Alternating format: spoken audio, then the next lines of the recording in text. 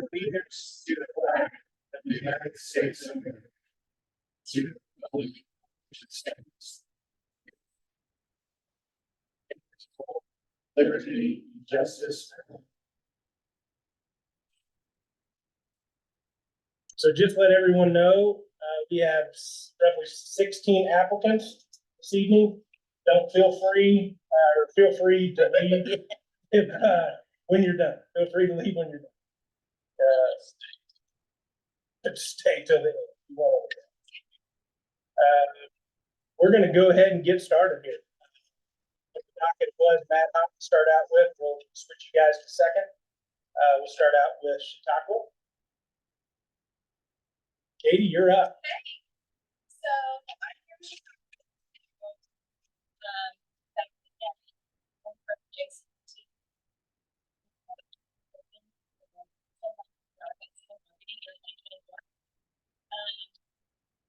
Last year we received from all $25,000, and we would like to request that as again this year, or whatever you're willing to pass along to us for our marketing.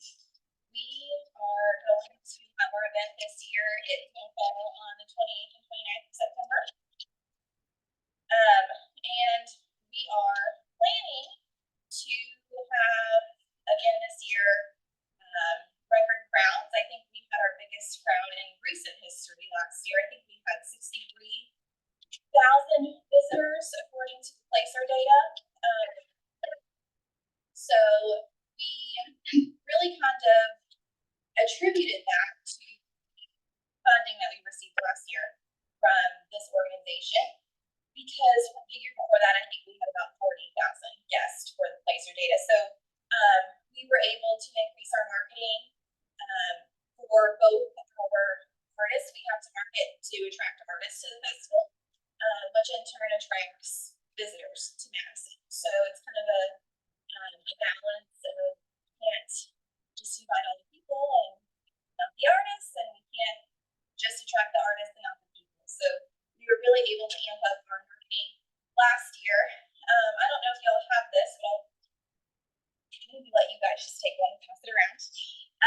But it outlines our marketing from last year. So the top half of it is what Chautauqua takes care of as far as marketing towards the artists. And that was about $10,000. And then the bottom portion that you'll see is what Sarah at Visit Madison does for us, as far as mostly the visitor standpoint, because that is definitely one of our strengths. So we have sort of accounted for some of this in our budget for 2024, but if we do not receive the same amount of funding, we will adjust some of those numbers and things that we are putting out there for our general public. So as you can see, we used all of the funds last year, I think just about to the penny. So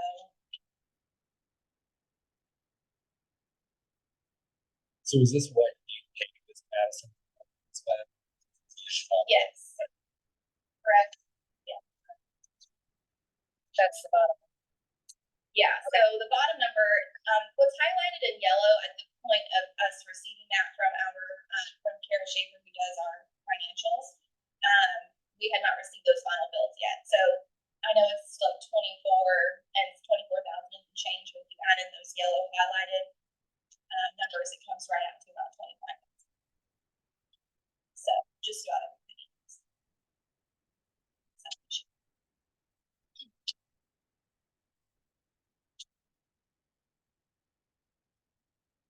You plan on doing anything different?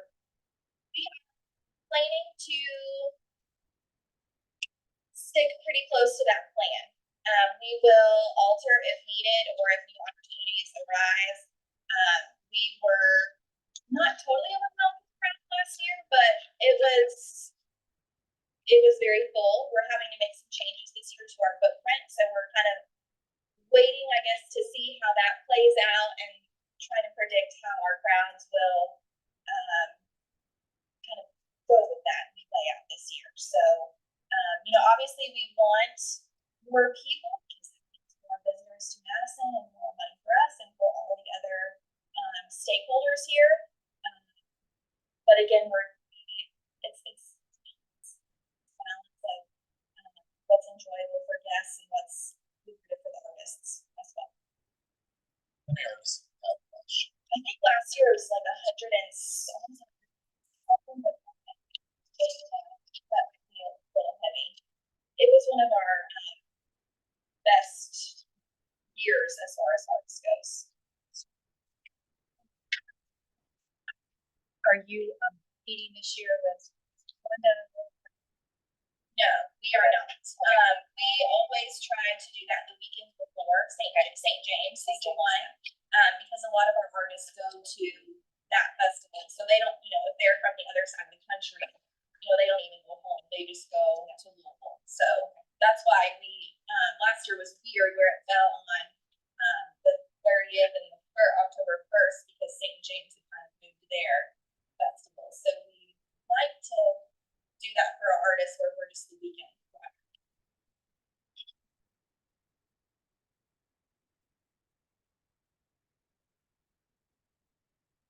Katie, I want you to gather this info from EIC Placer data.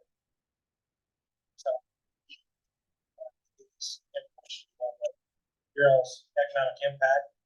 Last year was $1 million. Yeah. Our return on investment here is something I want to continue to talk about. We made $13 grand on income tax. So I just want to have to let you know that. I'm not saying 13 grand by any stretch of that. I'm saying that's what our return on investment was from the income tax. Just to communicate It's data. a huge, Because we continue to invest in that Placer data. Yeah. And get back up. That information that we get. we all know it's a huge weekend and it takes more than just our committee to put something like this on. It takes, we have hundreds of volunteers and city employees and it's all and downtown business owners, and residents. It's a whole city contribution to this. So Bringing 60,000. it's a passion project for us for sure. We love doing it, but just the excitement that it brings to downtown, and it's just a really cool thing to be a part of and to watch. So we super appreciate it all, and looking forward to another record-setting year.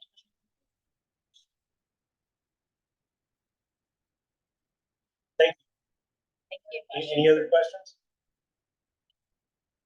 Thank you. Thank you.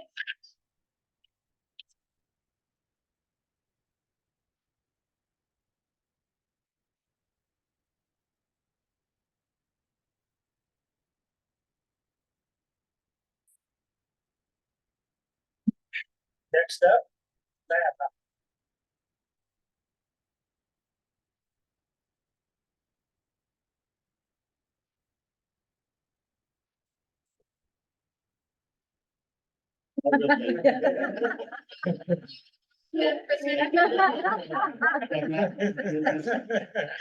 You don't have a baby tummy? You did. So first of all, I got some. Hello, Sharks. My name is Tony Novello. Nice. So I'm here to represent Mad Hop Music Festival. We're the baby brother sister of all the other big festivals in town. We're if you don't know, I'm going to give you. First of all, before I do that, thank you very much again for last year. We had a huge impact on our event as we are new, growing, and small. We have a huge festival.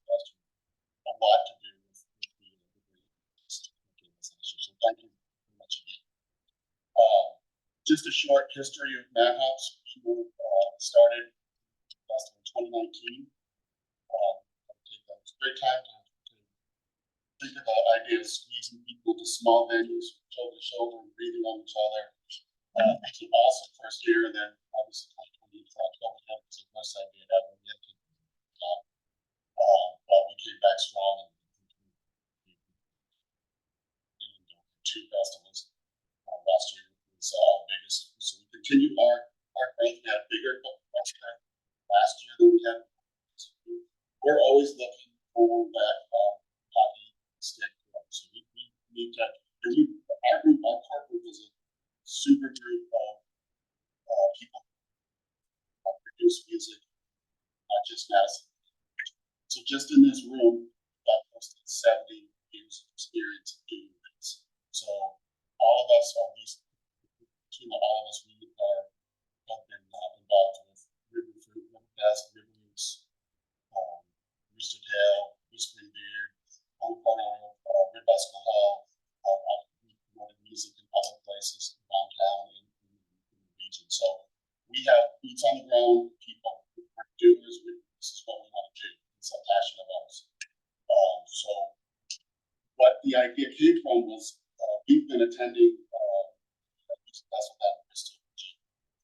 It's called Bristol Rhythm and Roots. And actually, I think last year there was a huge contingency of Madison people. There might have been 50 people at that festival. I've been going a long time as well. The idea was going there.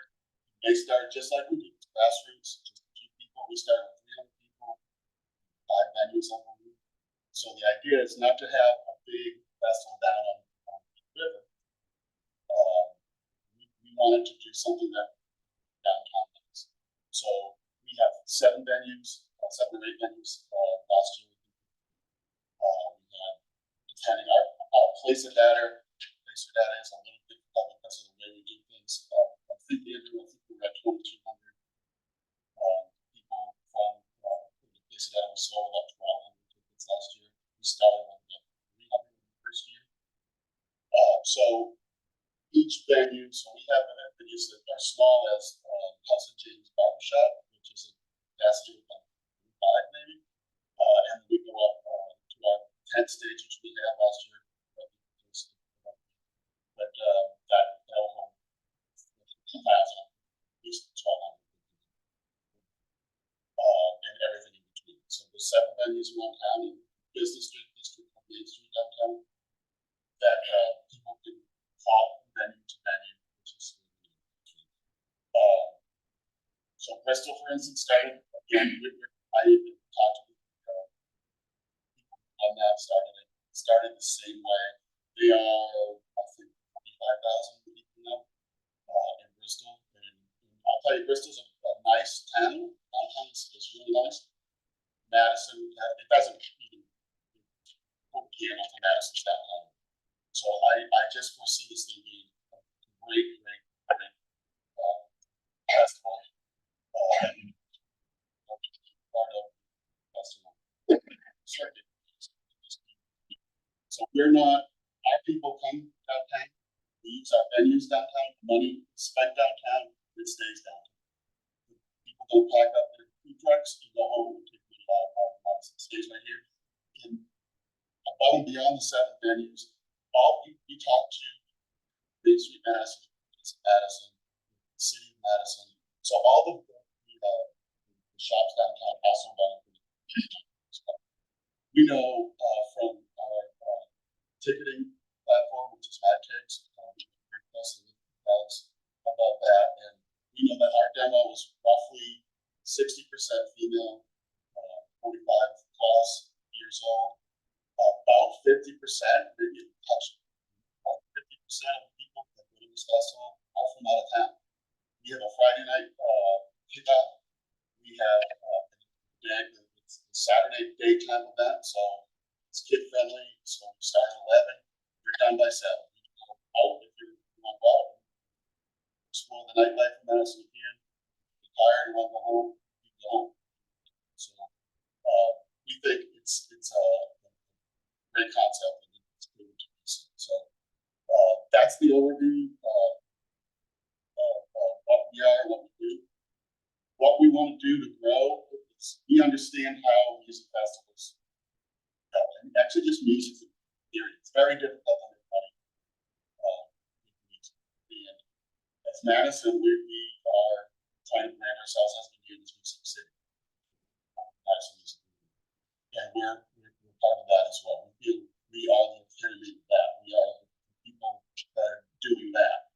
We don't rely on anything else. We're just the music festival. We don't have anything else except music. That's what we do. And I think Madison needs to continue to grow.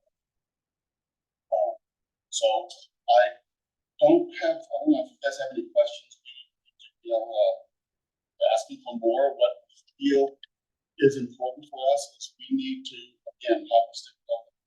We don't want to grow just to grow. We are quality oriented position. Like I said, our core group is a super group. We're quality, not just in our performers, our sound, our venues, everything. We have to do 100%. It's got to be top for us. That's what we want Madison. High quality music. So we are, among other things, one of our primary priorities is to bring a bigger act. So music is about drawing people here, and bigger acts draw bigger acts cost more money. So this is one of the things that we're looking to help out this year is to increase our music budget so we can bring it back. And then there's a whole other round of where we're going to market that. Again, with the help of Ms. Madison, Alex, and Matt Kicks.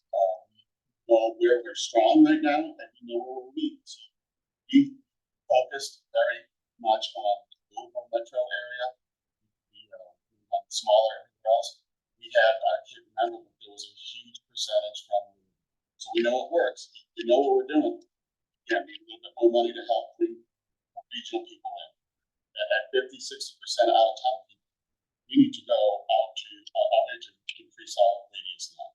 So Louisville's great, but we need Cincinnati, we need Columbus, we need Cincinnati, we need everything. We have people from the East Coast, we have people from the West Coast coming to our little festival in Little Madison, Indiana. So we feel like we are going to be the premier music festival in Madison, Indiana. But we need help to get to that point where it's self-sustaining and not just a 5% growth a year. We need that harvested to survive. That's what we're asking for. Do you have any prospects for the larger headline act? Like what falls into this budget? Yeah, we have prospects for every budget. So music is different. It's kind of finicky when it comes to pinpointing acts because you can have a TikTok act that nobody knows about. It's going to be $100,000. Well, that's not our area right now. So we are looking at a headliner act in the $25,000 to $30,000 range, which is compared to, I don't know, what was our, let's just call it this, 8,000. That's a big jump for us. Music is weird. Again, you can book a 1,000, easily book 1,000 bands or artists under say $5,000. And then it gets more difficult as you go up in brackets. So you go up to 25,000. Festivals like Rooster Tail and Riverfest, Warchest, they're going to spend $80,000 to $100,000. That's not what we are. We hope to be there soon, but we're not. So some of the bands that we are looking to get at $25,000, there's a huge list. We're looking for those to draw in another probably 2, 3, maybe 4,000 extra people, maybe more, which would be huge. That's what I'm talking about. Yeah, I think this event is very special in the way that it does attract a different demographic than some of the other festivals in the city. And I'm also curious, you used to do the event in March as well. Are you thinking of bringing it back or just sticking to the new? Yeah, we did it March once, and that was because we skipped the COVID years, and we wanted to kind of people remember we were still here. Let's do the March, not our year. And having run events and Folk Fest for many years in May and June. I'm worried about weather, like I have PTSD like that. So that's part of the reason why most of the stuff, most of our venues are indoors, but it's also, that was one of the reasons we kind of selected this date. It's one of the driest dates in Madison and of the year. For these times, is this the first weekend of November. So, yeah.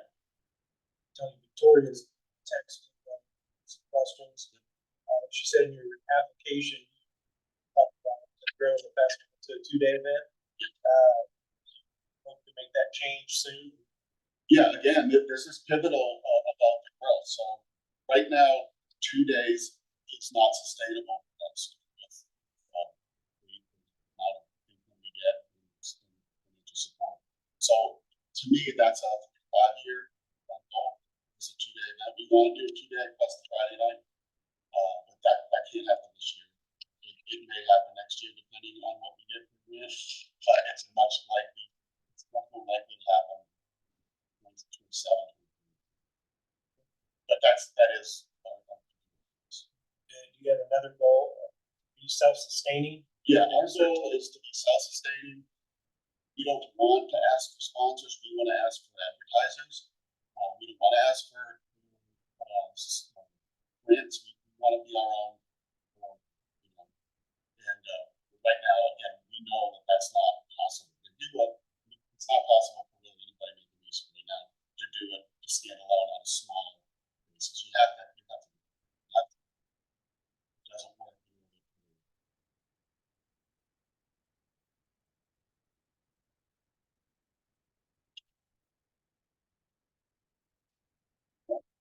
Do I have any other questions? Thank you. Thank you, guys. Thanks, Joey.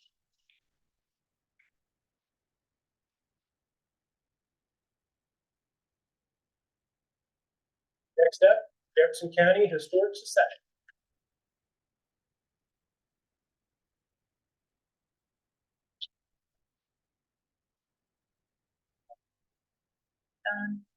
It's not my same thing. Last year. It's kind of experiment and try new things. So one of the things that you funded help actually are being implemented right now. We're working on rebranding and we're working on a new website. It's going to be completed in the next couple of weeks. New logos and graphics. And we're able to also experiment with folk school classes that are getting stronger, people involved in those. So we're experimenting a lot of different things. We're also going to be rebranding our name as History and Art Museum. We are the collector of most of the history in Jefferson County, but we have accumulated a sizable amount of original art. So including at least 30 signers, but we have current artists that we are collecting. So that's something we're going to share with people. So the grant that we're asking for this year really is helping subsidize the administrative costs towards that. Working on Saturdays, we've got someone that's working on promotion on Facebook to get more out there, and also exhibits. Also, folk school, we're looking at doing calendar events for the entire year, offering Shaboy, which is an indigo dye, so all kinds of different things. Weaving, we've got 5 looms that we have. We'll be using those quite soon. And our hopes on the folk school classes is that we'd offer them not only during the weekday but the weekend. So people want to come in, spend the weekend, especially with weaving, you can accomplish the project in 1 day. So it'll be probably 2 days. So I think that'll bring people in. And the last thing that we asked for funding was the Madison Boom. We've struggled a little bit with help out there in the community. We are going to have garbage this year, thank goodness.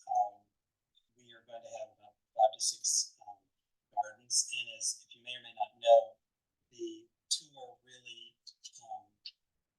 successful by attracting the majority of everybody. It is supported certainly by local folks, but we have to advertise in Cincinnati. The majority of the people, 80 to 90% of the people come from the town. What that means, over 2 weekends, people will be staying in the hotels. So in the major weekends. So that's something we're working on right now. So we've, like I said, we're kind of going through transition, we're experimenting things, and, funding last year helped us do that, and we're gonna continue to evolve, as we need to, stay stagnant. So we'll be offering hands-on experiences. We'll do, nice exhibit this year, textile exhibit, that's part of our permanent collection in our basement, so that'll be coming up. So we currently have an exhibit right now, children's, probably about 200 or 400 pieces of an exhibit. So we're constantly trying to change that. And we're really small people, so, you know, it's good to do. But that's pretty much what it was before. What was the event?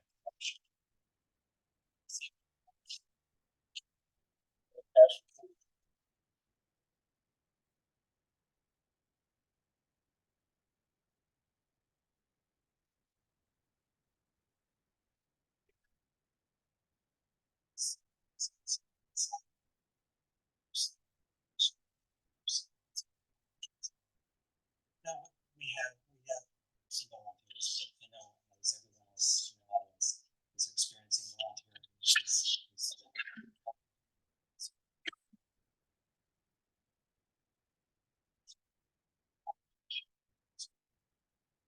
So is the marketing promotion and ad staff? That'd be an ad staff for the whole time. At your current travel price.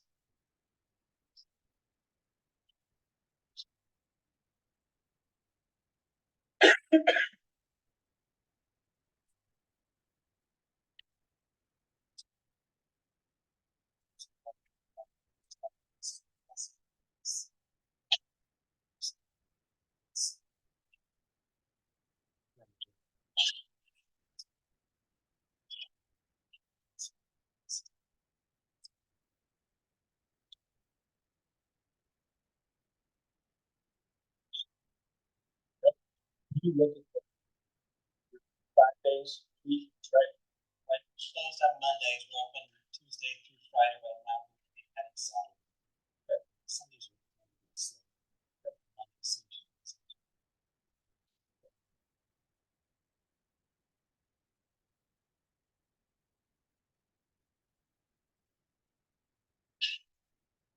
Any other questions? John, thank you. Thanks, John. Yeah.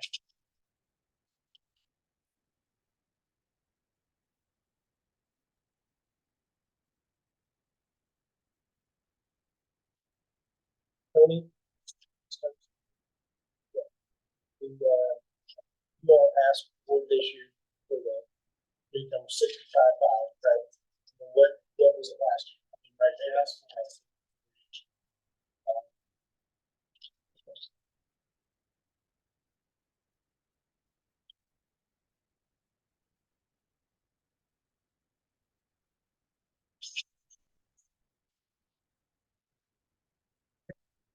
Next up, we have River. We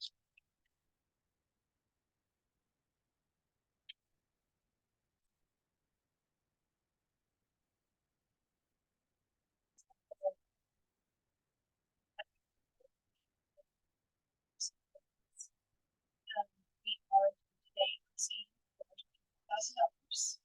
And I always start with saying, so thank you so much for the support the past couple of years. This has been fantastic. It's been very second. Event. I mean, something we all know.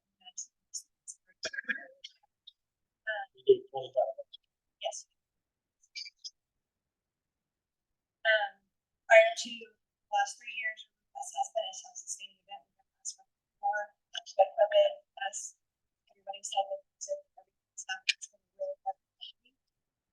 So just the continuation of pricing of everything going up, stage hands going up, trying to get people to come to the festivals. It's been a lot of change, but we are definitely moving in the right direction. But just right there, we're asking for that 25,000 again this year. That was primarily good towards our marketing again. So this year we're trying to focus a little bit more on market, what we're trying to give people that come to the event. From what we're understanding is that they're not just looking for blues, they're not just looking for marketing, they're actually looking for the best experience and to work at the event. So last year we started a bit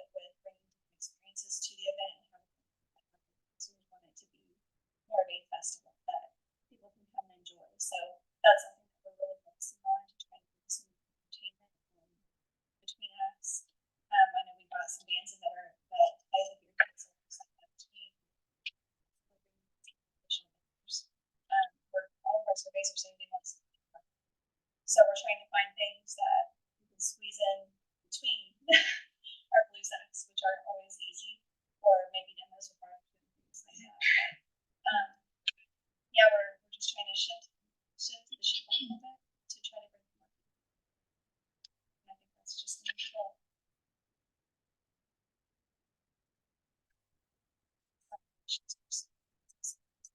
Did you all hurt at all by internet issues?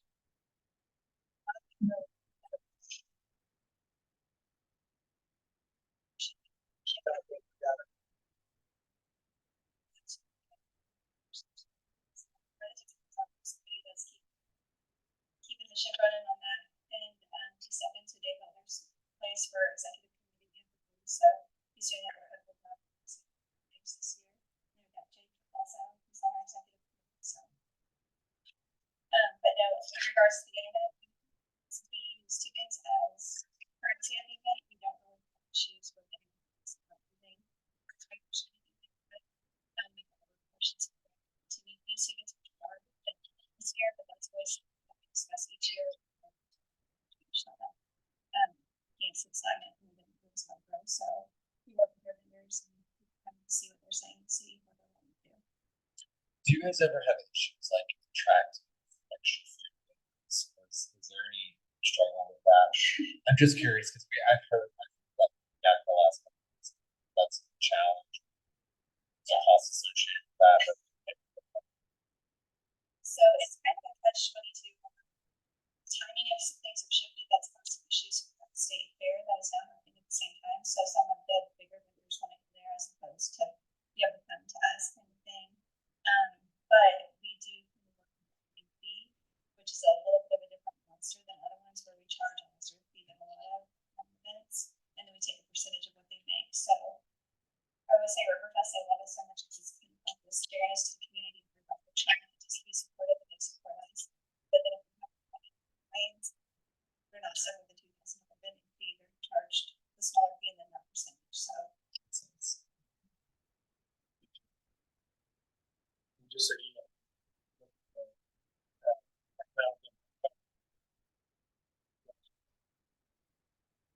$400,000. Our return, or innkeeper's tax return is $87. I will say I've seen a lot of conversations. It's really as well as schools and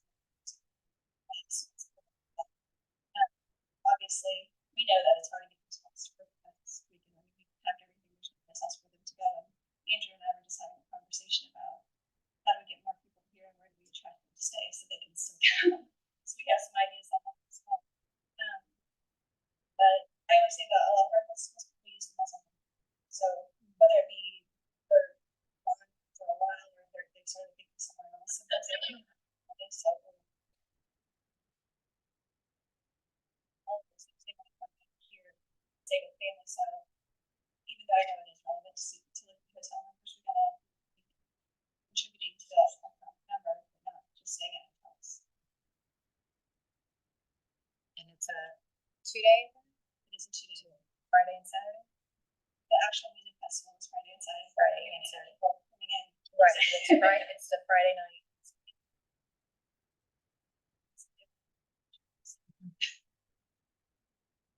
Yeah. Any other questions? Thank you.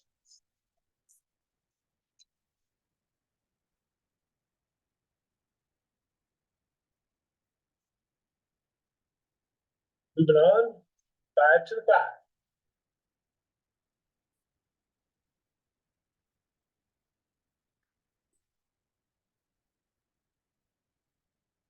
Those of you that don't know, 5 to the 5 is the vintage cover, the antique Greek quotes.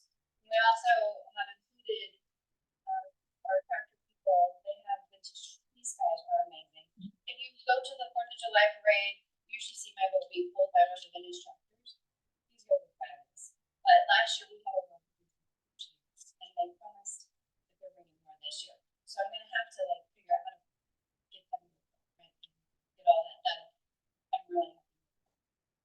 So our basic thing with applying for the grant at this point in the year, instead of later in the year, is we also have a Temple Run that we do in July. And our end goal for both of these events, because these are supposed to be fundraising events, supposed to be fundraising events, but stressful. For our end goal, which is a museum, to house all of these boats, because we have unlimited boats down there, we have vintage, limited class boats, we have memorabilia, we have trophies, we have pieces and parts, and oh my. So we have a little bit of everything. That is our end goal, is to find that building and get this out and get these boats rebuilt and back on the water and living history. So my goal with all of our events is to make everything as fun and age appropriate as possible, from the little bitty kids all the way up to big 2-year-olds, and to stay true to everything. So I think last year we asked for 15 and we got 10. We use that on marketing, we use that on kids' activities, and the breakdowns somewhere. But we use every penny of it. And I think this year we're asking for 30 because we have 2 events and I want to expand our kids' activities. I mean, the kids are where it's at. If you don't teach the kids when they're young, you've lost them. I mean, we all have that kid that we look at and go, yeah, I should have done something different, or somebody should have done something different to save that kid. I don't want to do that. I want to save those kids. So I'm using my events to give them something else to do besides. So that's where I'm at.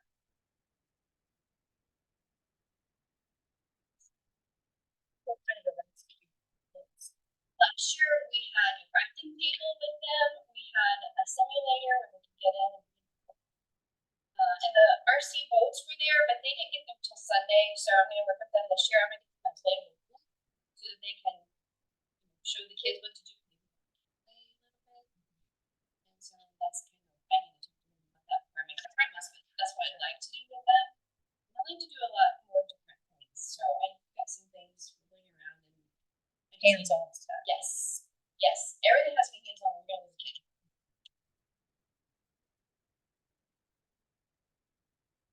Encourage that discussion.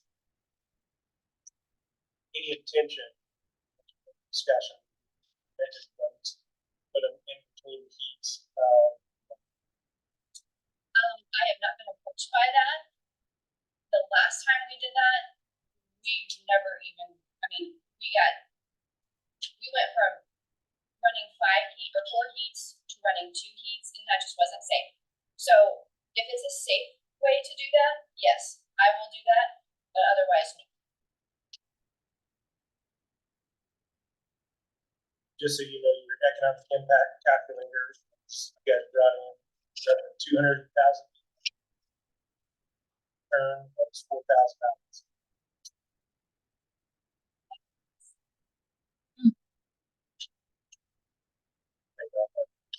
Sorry. It's not your fault. Yeah.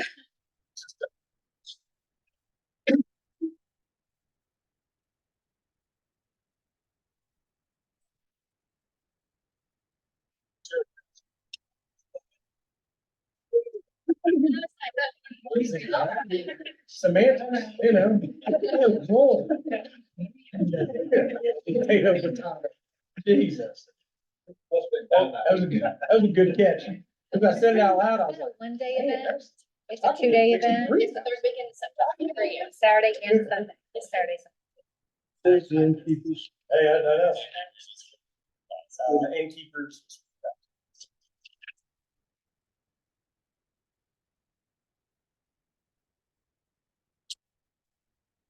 Rebecca, thank you. Thank you guys. Thank you. I'm here. Every time I go to town, I'm here a lot. Big traffic. Thank you. Next up, MAAA.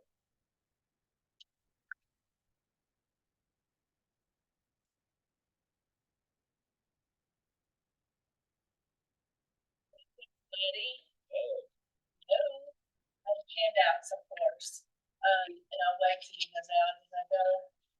I'm representing Madison Area Arts Alliance. I'm Kim Nover. It's good to see y'all again.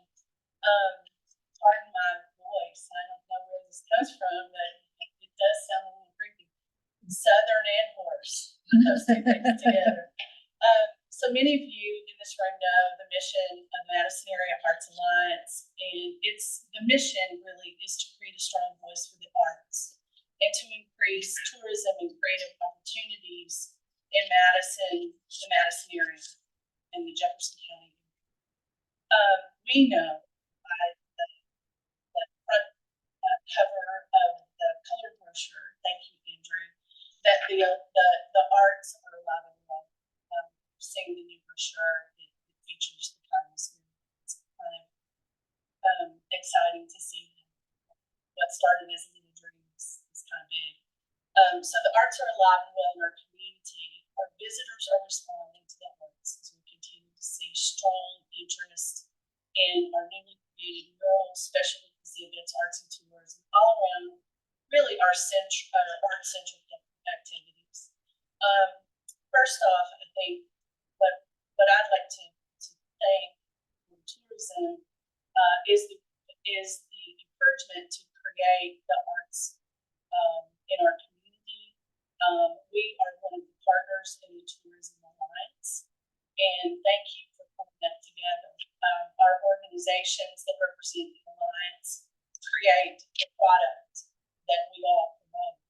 And because we are not doing a one-time event, we're here 365 days a year cultivating and preparing the product. So Main Street Program, History Center, HMI, M3, and MOM, and Chamber, etc. Good products that tourism promotes. And we're really proud to be one of those very integral partners of that. This would not have happened without and this great opportunity. So I need to say thank you. I want to say thank you on behalf of our board of directors because it has made a huge difference in what we do. So that alliance is really important. We have submitted a grant application for really two different things. So we put the package together. It's staff and administration. We want to continue Madison Area Arts Alliance as a full-time, fully staffed program to manage, develop, and offer programs, events daily, and seasonal weekends. We also, under staff and administration, want to raise the profile of the spot. If you know about the spot, Mulberry Street, 326, 324 Mulberry is really coming close. And we have events there that are kind of mind-blowing because we started teeny and here we go. And so it's really kind of cool to witness that and to see that happening. We're cultivating that. We're expanding our space. We're actually expanding our space to 324. So we'll have the spots. We're also looking at adding just a big space that we can have. Big little space, but a big little space. So what's really cool is the city has designated Mulberry Street as the arts corridor. So we are 42 steps from the Moral Plaza, Kindness Plaza. And so we're positioned just a step off of Main Street right behind. So that's the first part of staff administration. The second part is art-centric development and cultural tourism. And how we broke that down, because we have many funding sources to make up our programs. We fundraise. We have a Friends of the Arts. We have sponsors for everything we do. And then we have this is one of our big things that we have. So under art-centric development and cultural tourism, we have tours. And I'm just going to kind of quickly go through all this, but we do tours. We have programming and special events. We have exhibits. We have public arts, and we have marketing.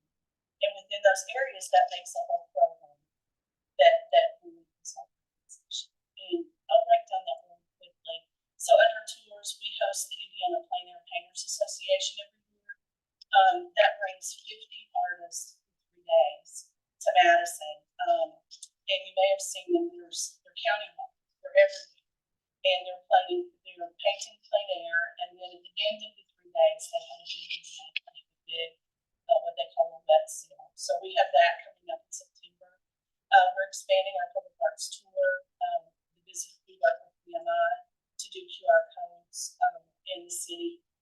signage, put some signage in, which it's trackable, we can track that, which is really exciting for us this year.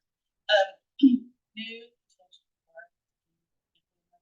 telling you this, but it's out there. We're going to attempt to do a golf cart on the parks too.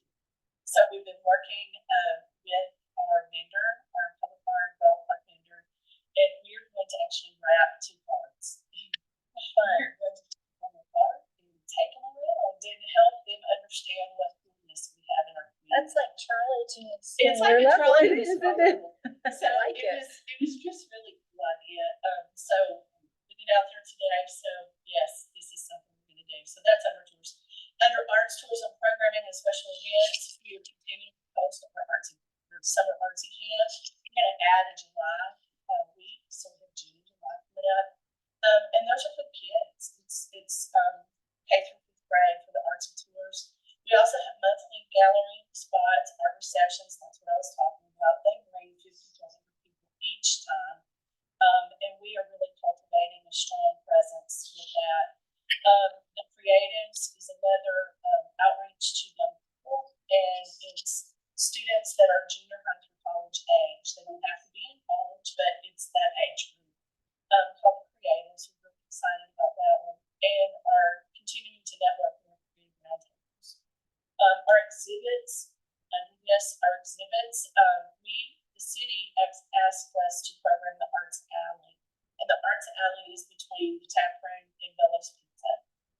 We had a huge response to our first exhibit there, and that was an exhibit of the late Bernie Casper's photography. And we plan a new exhibit there. We just kind of program it probably twice a year, I think is probably. And it's such a cool thing because it's outside and it's all the time. Where's it gonna be? It's between the tap room and we've had it going since September. What was really great, we partnered with BMI to do the Chautauqua signing of the poster because Bernie Casper's photography was hosted. We hosted a reception meeting, so it kind of works well. In the new place on Mulberry Street, we are also housing the Creative Hall of Fame. We're going to do a permanent exhibit that will highlight our contributors to the arts, music, and our creative influencers through the years of Madison. And as you know, Creative Hall of Fame started 2 years ago. So we're going to have that in the new space as well. Under public arts, this year, refresh the artsy boxes on the Hilltop and Hanover. That has been just a real big deal for us, the Switch Box program. And I like the fact that the Hilltop is included and it really unifies the Hanover area. There's Hilltop. We're also working with the Public Arts Commission on a brand new bridge sculpture that is a big, huge project. And that will happen. So those are just a few projects that we're involved in, as well as we have a couple of new girls coming with the DG Marketplace downtown. So we've got some more murals happening. So we are rock and rolling. I mean, it's just crazy. So this grant that we're asking for, this grant application, is to fund staff and administration to handle all of this art-centric development and cultural tourism. And I've outlined the I can just pass this, and this just takes the grant program and makes it simple. So, and I'm any questions that you have.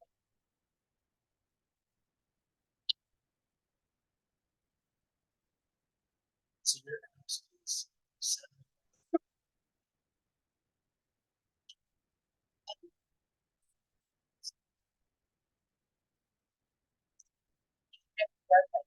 As I said, the art-centric development and arts tourism programming, we wrote that down, and we fundraised major part for sponsorships and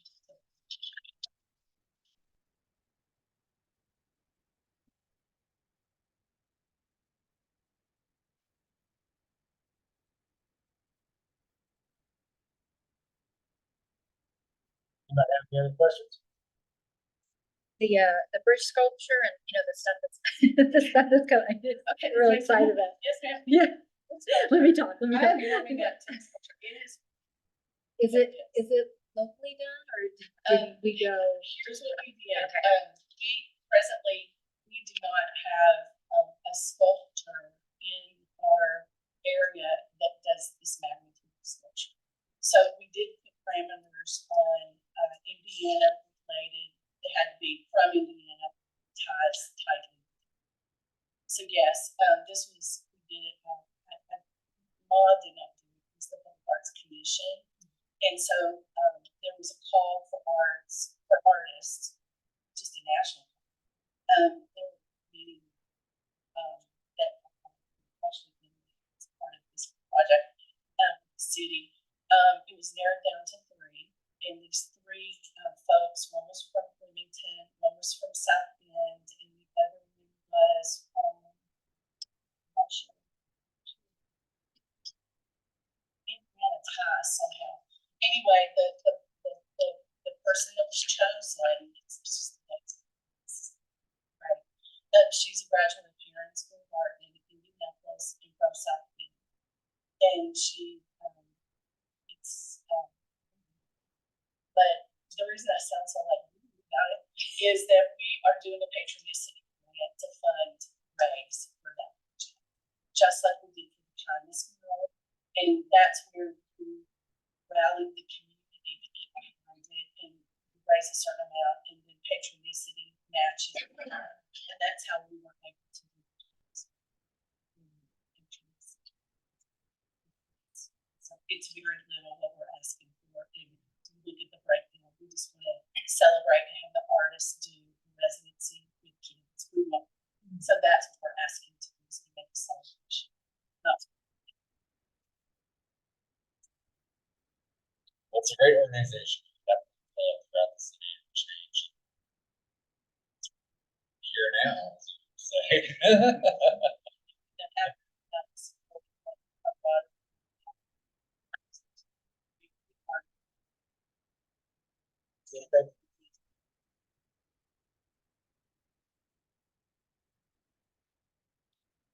It's M3.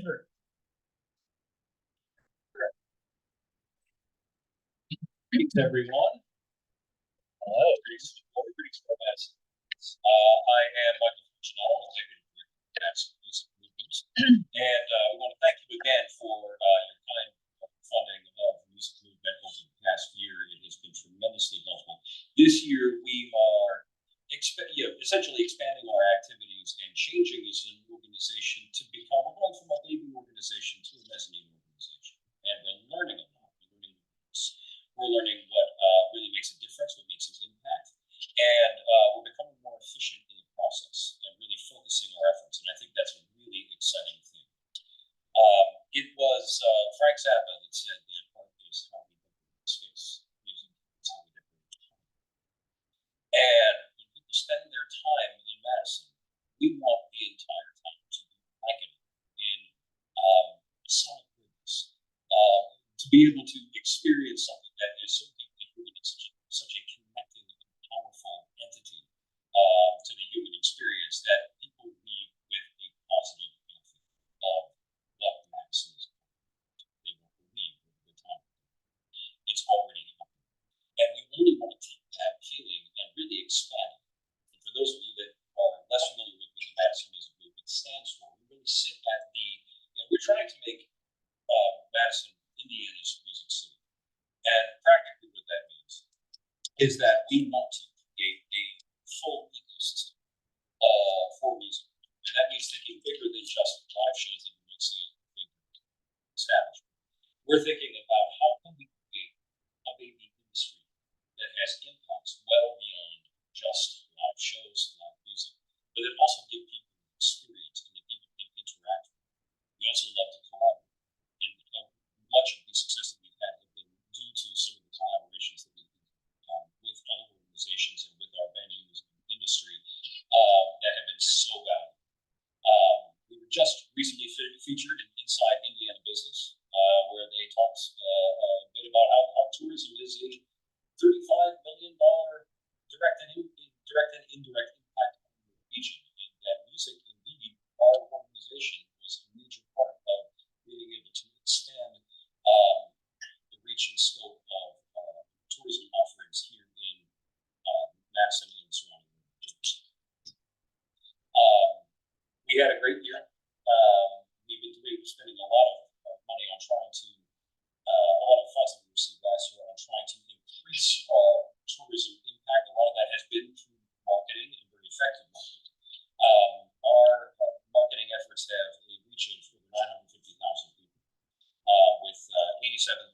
reactions to our content and 1,500 email updates on our list that is only growing and expected to grow in the future. Right now, we're getting a lot of people interacting in the 45 to 64 range, but we are also pivoting towards the 25 to 44 age range. And that is going to be helped by our efforts in increasing music diversity. We're trying to support, again, a very full ecosystem of music. We want to think big about this. But we really want to create an environment where there's music everywhere all the time. Not noise, excitement. You know, like exact speed. But we want to have the opportunity to be able to hear music, not just in venues, but also out on the street. Festivals that are really exciting, building music diversity that is that not just in terms of genre, but also in terms of the people that we can reach. Anytime we build music diversity, that means new demographics coming to our town to enjoy what we have as music offerings. And also, of course, integrating that with the broader arts scene, which is so critically important. Music is part of the broader scene, it seems. So we're really focusing this year on 4 key areas. These are especially music. One of them is to focus on advertising and promotion. Again, this has been very effective for us in the past, but we want more efficient deployment of search engine optimization for Indiana's music city. So when people are out there searching for great things to do in Indiana, looking for a fun weekend, boom, Indiana's music city is popping up, and they're saying, wow, we can actually have a great weekend built around music. And of course, that also has an impact on restaurants, hotels, B&Bs, etc., as people do other things as well. So we want more efficient deployment. We're also taking our content in-house. We want to get really creative with this, have a little bit of fun. We'd like to feature all local musicians more, not just the city, but what we're really putting out in this product. And we're going to get, and also to show, don't tell. We want to be able to show people how to have a good time by actually taking them out on dates with us, to be able to see what's going on around town and say, why are you missing? This is the best time you're ever going to have, and it may be right down the street. So we want very high creativity, a much greater focus on organic content creation. The second thing that we're doing is we're supporting a staff person. We could not do this without her. She's essentially working as our social media manager, but also we want a greater focus on tracking KPIs and data. Of that big tourism pot, we're talking about 35 million in the region, direct and indirect. We want to know what music is contributing and how we can contribute. We can understand essentially the economic science behind it. We can start to deliver on that more consistently and more effectively in the future. We're also, this person is also helping to be our, to create event support, ambassadorship, and also create a lot of that content that I was just mentioning. Also our merchandising and branding, which is getting noticed in places. When we see the governor with the Indiana's Music City sticker on the back of his phone, that's always exciting to see. The third thing is that we want to sponsor anything that's related to live music, diversity, but also that really supports the industry more broadly. We're not just supporting artist development, but professional development as well. That helps our musicians to become more savvy. Things like we've already about 2 years ago we had a business and music conference. We'd like to do something like that again. But we want to blanket the town with live music, expand our busking program, which had a great little pilot launch, and really start getting musicians out there on the street and get them in where it's less of a risk for them. And we only pay them if they don't make a lot of money. But it takes away the risk and it values them. It creates rungs on the ladder for people to get into our shows. Of course, we have live lunch, which is fantastic. We're going to have a great year this year. We want to sponsor music events and also have additional pickup shows and pop-up shows, and get ourselves featured in other music events as well, with featured stages, featured events. Support our friends in any way that possible. And finally, we're going to invest in our economies and trying to just eventually all route to being put on the map in something bigger and very, very exciting. The Americana Music Trial puts us in the same league as cities like Nashville and Memphis and New Orleans, but also smaller towns like us, places like Muscle Shoals and Cranston, which is really puts us in a really interesting place. And we're envisioning making more of it, of our music exchange, going to the festival this year and building those relationships so that we start to have more of their musicians coming here, our musicians going there, doing better branding, and really being part of that rich American tradition here in the United States. I also envision having some sort of a festival or feature content. So that is what we plan to do this year. We're very excited about the coming year and very, very much for the time. Our ask is flat from what it was last year. So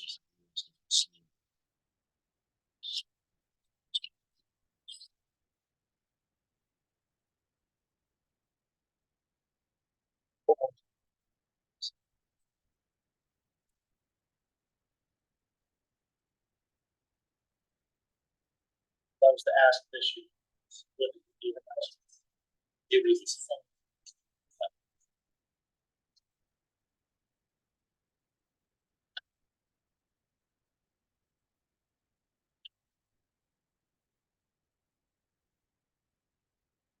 Curiosity, what you're paying buskers, what is that range?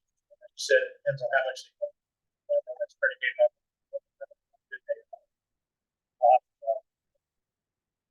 $100, $500. So essentially, it's almost like a matching program where if they earn less than, we're up to less than 100. Basically, Yeah. we need to ensure that they make $100.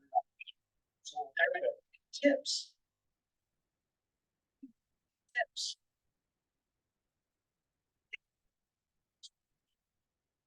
That's right. So they go out there and tips. The masters. We're in bed, our group is best.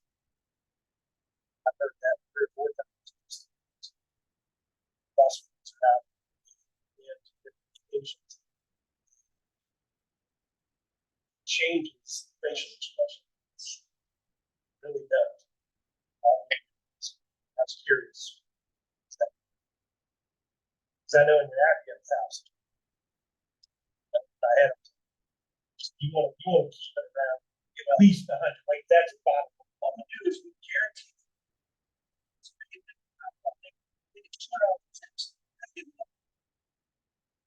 How long do they stay up? 3 hours. But if they only get $20 a tip, so we give them 7, 8. Just so they feel it hasn't been a waste of time. Absolutely. I'll tell you, most times, they're always getting 60, 70 dollars. Most times, we're getting that extra 50. Thank you for the concrete. I'm serious. So with your social media,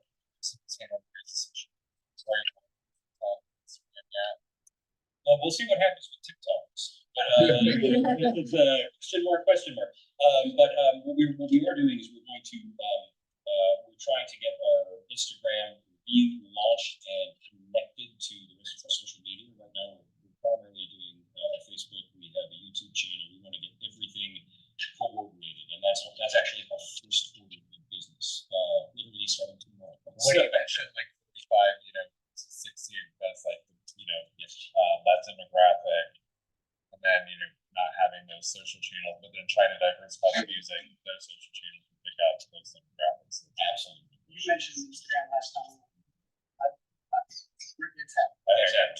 Exactly. It'll be great for you guys, yes.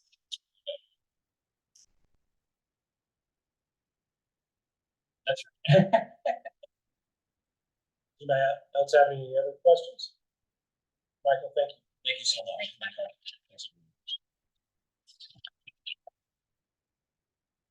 City of Madison? Done. Thank you, again.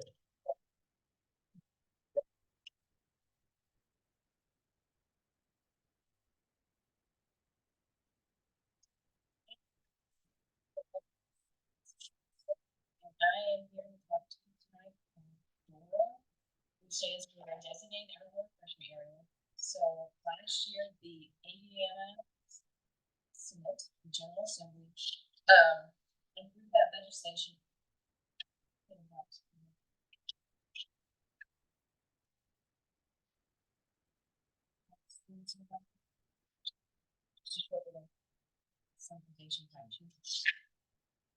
Which basically, that legislation allows municipalities to enact an ordinance. It's basically kind of just a geo-fenced area where you can carry out crime statutes. So for us, and I believe there was a map in your application, you showed me careful that you're something. And so here comes you guys to kind of cut some of the startup costs. Because with the legislation, they did create some kind of guardrails for us to follow. So we are kind of coming to cost between 2,000 for trash cans and signage. For the legislation they have, we have to kind of mark all the entrances and exits of the door.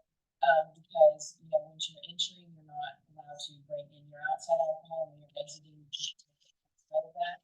And so I have kind of an example. And in the boundary, obviously, all establishments will be speaking with them, and they will be opting in or opting out. And so then they will have kind of stickers which are on the back of that handle, basically saying, yes, you can bring your drink in, or no, you cannot. And then the green will be used for establishments. So we're working on that and going through the process with that.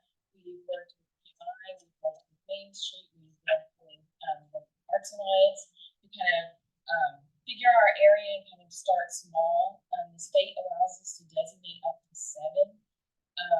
And so we're kind of targeting the kind of arts and cultural district and kind of starting there with the, you know, kind of the revitalization that's happened there on Mulberry. And we got to get to capture some of the music venues. So we're kind of trying to start in that area that you see on the map. And so then we will be going to those businesses and kind of talking to them and seeing like opting in, opting out, that sort of thing. So that's kind of where our request comes in, because we have to trash cans and signage have, you know, designating has to be extremely clear about people, you know, so everyone knows they're entering, they're exiting, and there's obviously plenty of trash receptacles and things for them to put their cups away. For cups, we've got this example from Troy.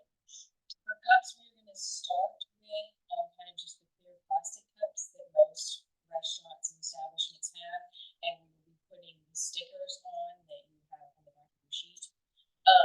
We kind of started to do maybe the stickers are cheaper, and most of the restaurants and places already have the cups. So they would just be purchasing the stickers from us, and then eventually this is kind of our first one we're establishing, just to kind of see how it goes, and then eventually we might move to something fancy like and they do sponsors and things like that. So yeah, that would be everything will be in a markup stickers. And so the stickers would be in the cups and on entrances to businesses to try to help designate all that. Process of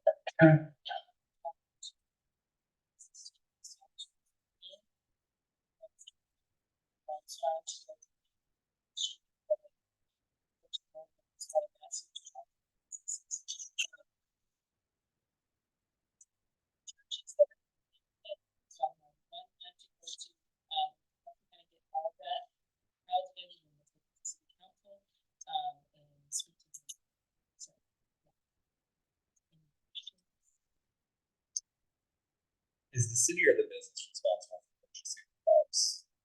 the cups the restaurants already have, and so they would have stickers and they would buy stickers. So they just need to stick. Yes, just stickers to start off.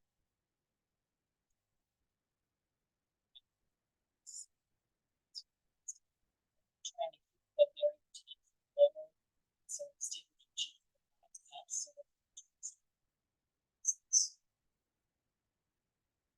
It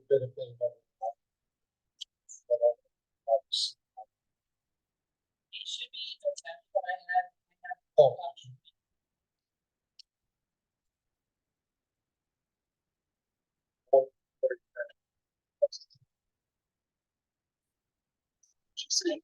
Skip that. That's it's on vacation. I bet she didn't even do pledge of allegiance. Hey now, I'm here. But I am here and I'm listening. Can I see that? That's this.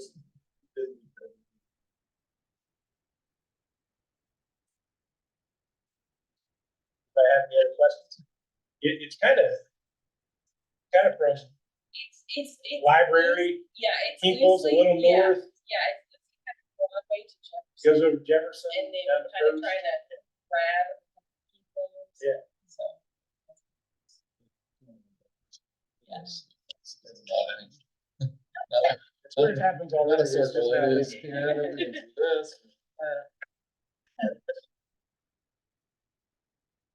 Does anybody have any other questions? Hey, thank you. Thanks so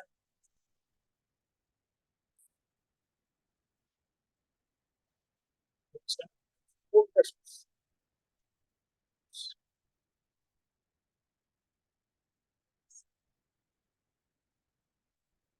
It's good to see all of you. I am Terry Suter. I grew up in Madison, moved away for many years. I'm not gonna take the name. And I came back last year. And I was fortunate enough to be able to take part and actually coordinate one of my favorite events in Madison, which is Knights of Christmas. We're starting our 42nd year. We capitalize on the wonderful contiguous historic district that we have, number one in the nation, allowing people to get a glimpse inside of homes that they really never have an opportunity to do. We have a very successful event. It runs 2 weekends, be the weekend of Thanksgiving and then the weekend after. Friday nights for 3 hours and Saturday nights, Friday nights are 4 hours and Saturdays are from 3 to 6 hours. We are asking for $15,000, which is the same. We were kind of grouped in with BMI as a bundle, but this year what we're asking for is $15,000. That money will go toward additional marketing, reaching further away from the Madison Center. We were fortunate enough to be part of the this year in Louisville. We'd like to do some things like that in Cincinnati and Indianapolis, possibly Lexington, Kentucky. We have a great response from people out of South Bend, Ontario, which is wonderful. So you can see we're reaching out. People come years upon years from. We have one group that comes from Chicago every year, 20 people. So it's very special to a lot of people, and we're going to be using the money again for the marketing and also for some of the print marketing that we'll be doing. We have wrap cards which go out, and this year we actually want to put them out in all of the mailings that we visit Madison, starting probably in September. We feel like before that, people aren't really into Christmas. So, but that's going to allow us to really broaden the people that we reach, and we're also working on the ticket design to make that a little simpler, and it'll be expanded, so we'll be able to add advertising, a little bit more advertising to it. I think you can probably see from just a couple of some of the numbers from years past. This last year, we sold 3,000 tickets, and the economic impact calculator determined that our impact was over $1 million, which is pretty exciting for an event that's concentrated heavily into 2 weekends. In 2,500 people came from 35 miles. Yes. So You're saying food stuff.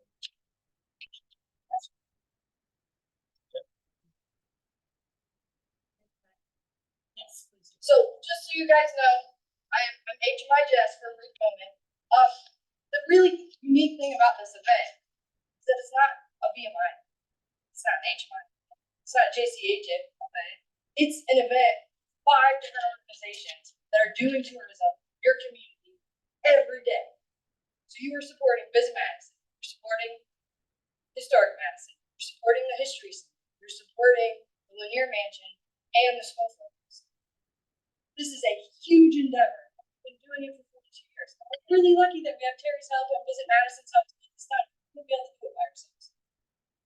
But this is a huge event for us in terms of fundraising. It's not a drop in the bucket. It's a very big deal. And 2 weeks is just a tiny snippet of what goes into making this event happen. So unlike Riverfest or Chautauqua, where it's one organization, this is 5. And you're getting a huge bang for the buck. And your support last year really, really, really helped us. We actually danced when we got the checks this year. And this is not a joke. I was present when John got his check because he missed the meeting and we gave it to him. He danced. And I danced. And my job danced. And we all danced. We were so excited because your support really, really made that happen this year. And you know, we've been doing this event for 41 years. This is year 42. And we do it because we love it. But your support really helps make it happen and make it something that we can continue to do. So those people that come from all over creation every year. So I just wanted to. And all those people, a lot of times they'll come back. Another thing I'll just point out is that we have such a great return on investment, and that's because the amount of capital it takes is very small. Our homeowners donate their home to allow people to come through. Last year we had around 200 volunteers that manned those houses, so we really work very hard on keeping our costs down so that our return is as high as it can. Just so the board knows, we gave roughly $10,000. That's return on investment.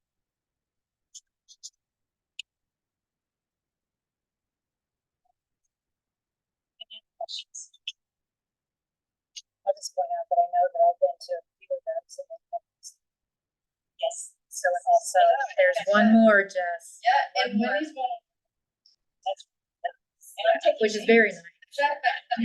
I'm assuming they were buskers. That they-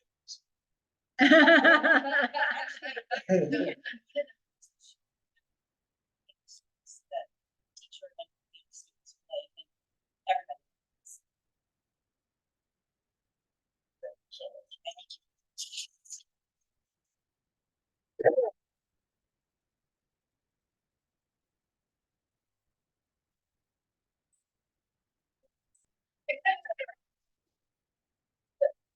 Again, you have things you have to do, feel like you have to.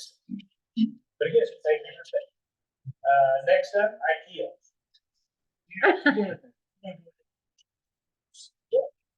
Yeah. So, let's do Madison Road.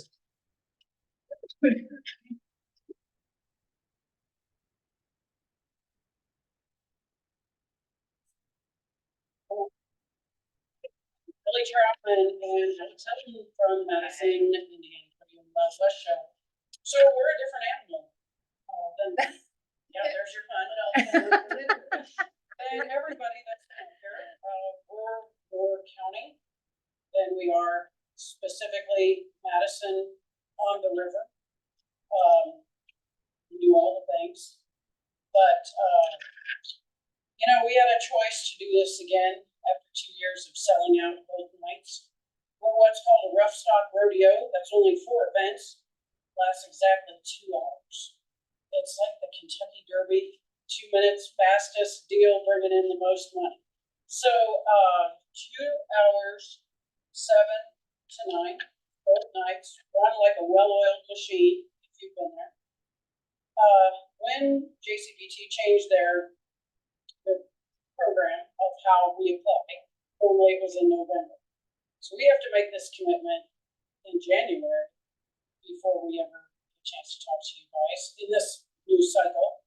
And we were concerned because you've been an investment partner for 2 years. So there was some talk that we would or wouldn't do it. And PRCA called me which is Professional Rodeo Cowboy Association, and he said, no, you're doing it. And, in the history of PRCA, no one's had a rodeo sell out 2 years in a row. So, we talked it over and we're gonna do it. Alex and I will get ticks. It is the 20th and 21st of September. It is at the Jefferson County Fairgrounds. Keep in mind, our advertising and our reach is so far. It's unbelievable. And there was a typo. It was actually 11 million impressions. It's not 11 impressions. Sorry about I'd hang it up. You all know I'm a business person. I'd hang it up. It's 11 million impressions. So Cowboy Channel is a partner of ours, which is a part of the PRCA. This rodeo, and it's the only event that's come up there too that is televised worldwide. So every time Madison, Indiana, we are a member of an elite 100 rodeos, and we are number 99, the 99th one, which is good. It's not golf. So 99 and 100 are the last two before Las Vegas. We bumped Utah to become the biggest small rodeo in the country. It's Madison. We qualified. So let me back up on this rough start too. It only allows, it's almost like an invitation. Only 12 per event get into our room each night. We have the toughest, best contestants in the entire country. Jesse Pope was second at NFL, and he was at our rodeo. Tim O'Connell and Marker Steiner was signed up, and JB Monty, which ended up getting retired. These are the biggest names in the whole sport. I have a little cute message on my phone from Chase Brooks, who also got qualified. He said to tell everybody involved that he's so grateful, and he threw away the box with his trophy in it, but he'd send you a thank you note. So I sent some video film. Cowboys come as far away as Australia, so we had that sound bite, what it means to be in Madison. They were asked, 4 Cowboys, that the biggest money earners going into Las Vegas, what Madison meant to them. That was televised worldwide. And each of the 4 said Madison, Indiana is the last stop, the biggest money, keeping us in the hunt for Las Vegas, or knocking some guys out, and that guys going for the first time out of Madison. So it's a big deal. We're gonna dispute the placer data because we got crap service for phone up at the fairgrounds, as you all know. Anyone that's attended the fairgrounds, not sure you can track us exactly. So we're disputing that. So whatever no number comes out of there. We are asking you, gave us 35,000 this year. We're asking for 50 this year to increase the. We've been talked to several of you guys in different genres. Is to increase the advertising to make it more, for more people to come and spend the night. So our advertising would be nationally, because people follow these people in the books. The PRCA puts out a magazine every month that tells the Cowboys where the rodeos are. Now, the good news is we're kind of the top of the whole circuit, which is great. So they go on to other rodeos, but what you don't calculate is we have 60 RV spots at the fairgrounds. 60. We had multiple competitors come in a week ahead. So the guys come in to set up the rodeo. We actually rent the fairgrounds for an entire week. We allow the progression of the stock and the contractors to come in. They're staying in our, and I know that's not calculated tourism, but they're coming down to eat. They're going, and we're in the hill. We're getting them to go on the hill and down. They like some of ours. Let's just fix them. They're Cowboys and Cowboys. So they're putting their money in here as early as Sunday when we rent that fairgrounds.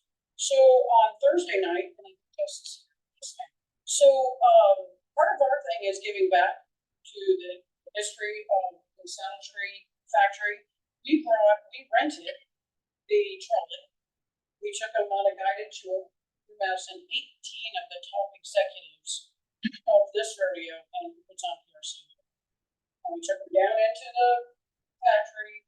They had the time of their life. I had a personal chef at 612, make food for everybody. So that was a Thursday. So now we're getting into those days where they're coming in early, they're having a meal, they're getting a thing. We went right down Main Street, down the riverfront, everywhere with these executives from these TV channels, the conduit to get, you all know, it's a production, it's a show. This is different. This is a show. And so the guys that put this on the Capital Channel. So we're gonna put on another fine rodeo. We hope that you will be our investment partner one this year and maybe one more. And we feel like we're gonna fly national. And so we are extremely grateful for believing in us in 2022, and we didn't even know how that was going to go. In 2023, we were very successful. We're teaming up for a really great year. But with that partnership, it's just going to be a short relationship, another year or two, and someone else can step up and get the money that we offer. We don't want to be a lingering past. I don't want to do business. Can't make it in 4 years. This shouldn't be asking everybody else. So we feel like the rodeo world accepts us. We've been adopted in. We've been high-fived. We've been back. Be able to do all the things. And still, we use as much community as we can. We use the restaurants. We provide VIP. The food is local. Anything we can get our hands on. We did a VMI commercial. The rodeo paid for it. The city, we did a commercial for the city. I paid for it. I did a commercial welcoming everybody to Madison. We actually rode in it. Some of you helped or assist while we're there. We named a hometown hero that didn't leave a dry eye in the house. It was amazing. It's patriotic. It checks all the boxes that you guys have asked us to do throughout. That it gives a national reach, an international reach. That now we have we had 6 Canadian cowboys come down, and it's not just about that because Morgan Day and Hustetter, each girl won the barrel racing one Friday night and one Saturday night. So we still held our own Madison and local participants. And this is a sport, a little bit different than the festivals. This is a sport. And it's all eyes are on us, guys. And go ahead, you have a couple. One of the biggest things that I think that's changing for us this year is the fact that we are on the map. We have to maintain a level of peace. And in the world of rodeo, that comes from how much prize we get. So those cowboys and cowgirls are deciding whether to go to increase their rankings. They're not going to pick a rodeo that's got a lower prize. So that's worked in our favor these last couple of years, but it's increasing, so that pushes us in a position that we need to offer more to continue to keep that draw for high quality nation cowboys. So that is part of the ask that was included on there, but that towards. Plus, the rodeo itself takes about 100 to get it here and make it happen. That doesn't include any of the other components of what we need to do.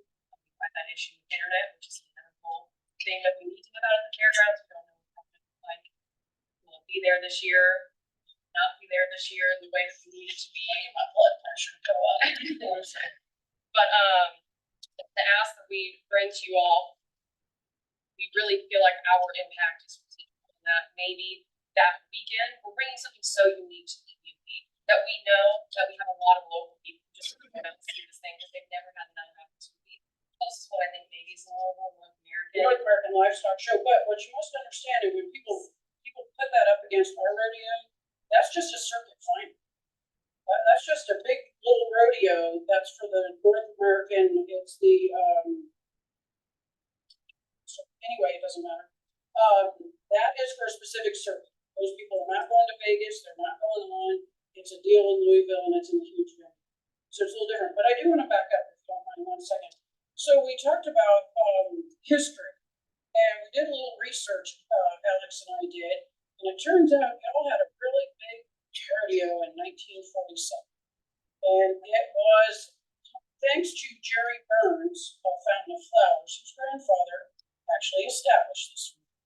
And with her relationship, she's gonna turn over a lot of this memorabilia and pictures, and we're gonna recreate this for things up on the rodeo. And I just wanna point out, no offense to all the other old timey, events here, like in this book in the 1976, that big roll up there might go first. So we're really excited to work with Jess and John again in the historic part of this, but this was the circle end. So how exciting with this old timey deal. They were in every parade. These are old vehicles that were in those parades down in Madison. So that's what I want you guys to think about is historically, we're all about that. We're all about the small business, as you know, and also we need to get some music out there because, we all love music. So there's some great pictures, and thanks to Jerry, we'll be teaming up with Fountain Flowers to get some great memorabilia that she's had stored. I just think that exposure, that number was included there in 11 million impressions, just as we think about how far we're reaching, like we said, Madison, Indiana is crossing television screens all over the country, really. And that's huge. When we think about one thing that we didn't realize even in our sponsorship packages was, oh my gosh, those big screen leadership sponsors, their names are getting announced, their logos are getting shown on television over and over and over again. And that exposure is massive. So, and I'm gonna piggyback to this, which is the Cowboy Channel, when everybody scolded me about maybe not doing Derby weekend. The Cowboy Channel wanted to let you guys know that those are archived for eternity. So anytime any of this is replayed, all of that advertising stays there. So if you were MPS Printing, Roy, and I put you as the leaderboard sponsor, every time that's rerun, or they take, so at Vegas, they took our footage and they put it up there. And they said this qualified, this cowboy qualified in Madison, Indiana. And they go to that shoot, MPS, and that's in Delaware. In the photographs, if you see Morgan Day going around a United Marine Underwriter car, it's in Delaware. They brought these pictures, all this stuff behind them, evolves. It'll never go on any of these deals. So your contribution, as well as some of these other investment partners that I like to call them, you're up forever. Return. So Madison, Indiana is always going to be every year this rodeo, or every year they go back to the footage to see that. So the money is, what did you say? Residual. She's a school teacher. Something I wanted to ask was, I noticed all the retail that you had out there this year. Yes. And can that be marketed more? Because that was incredible. So what she's talking, yes, ma'am. What she's talking about is there is a, it's kind of threefold. So out front is a trade show, a Western trade show marketplace, and we have a big reach in rodeo and horses. So we asked a lot of vendors, and we filled up 3 buildings of stuff all the way out west. I don't know, she does NFR, and they sold boots, and they sold hats, and they sold all the things in a small amount of food trucks and various things. Very welcoming. Absolutely. We had a kids crowd. We had the Hoosier Bound came out and brought 18 bounce houses and lined that whole midway with bounce houses. But again, so yes, it can be advertised. And by the way, the fair donuts are open, and man, does that bring a crowd. I want to somehow figure out to connect fair donuts and rodeo because I feel like I got some. So, I wait for donuts. So I could go, no, I'm not gonna. That's nice. What else? I do think part of our focus, which we've agreed on this year, is we really want to hone in on the rodeo itself and perfect that, because obviously in 2 short years we've learned so much about how we want to execute this event, what works, what doesn't work. We want to get ticket prices out. We want to get More bleachers. Yeah, we want to bring in more bleachers. So I would imagine that the vendor marketplace, we're going to be very strategic about the vendors that we have this year, and maybe that means scaling things back just a little bit, so that when we're advertising, it's not so much higher quality, but just maybe a little bit I think that marketing piece would definitely be there. This is gonna be a little bit doable for us to effectively market instead of having so much going on that we, like, how do we share all of this? We had done billboards, two billboard up in the hill both years. We feel like the town and county, it's county again, kind of has a good grasp on the rodeo. People, I laugh, people come up on the street, be like, I already got my outfit for the rodeo. So we'll move that money out of doing a billboard. If we do a billboard, it'll be outside the county. We lovingly were approached by two other Indiana counties and one in Kentucky to move that rodeo to those spots. And it's not willing to do that. Absolutely. We move to a bigger venue closer to Cincinnati or anywhere else we want to. And with your help, I think we can, like I said, we can tee this up another year or two. Your help is investment, but after that, we're looking at some big national sponsors. Sunbelt, I think, is going to come in and help us with this internet issue. So big, heavy operating, we have those big screens. We're going to add a second big screen. So we're in touch with Sunbelt. So hopefully you guys will have launched us into the stratosphere. And we can make you proud, proud parents as we graduate. Thank you. Thank you very much. Thank you. Really appreciate it, guys.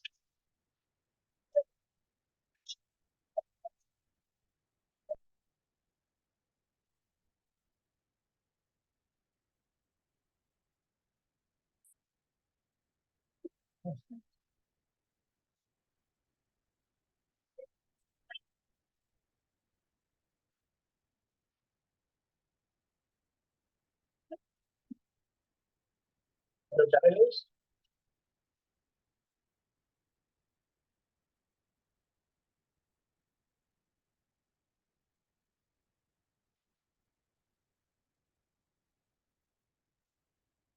Well, good evening. My name is Alec Fighter. I'm a resident of Madison, a lifelong resident. I'm here to present the application for the original short film called Inodinus. This is a film written by myself and Luke Fisher. Luke is a Madison native as well. He is currently a freelance filmmaker in Los Angeles. I'd like to start off by telling you a story. So Luke and I, we've been lifelong friends. And back in 2007, we were like, what are we going to do for our lives? So we were like, let's just make a movie. So we wrote a script, and we had a scene, our protagonist would walk down the street would be covered in fog, and he would emerge like out of the fog. It'd be this beautiful scene, and just be a film noir. So it'd just be awesome. Like, this is definitely film noir. Dark streets, fog, it'd be awesome, it'd be great. How am I gonna do it? Let's rent 5 fog machines. Just have fog come all over the place. But yeah, we don't have money for stuff like that.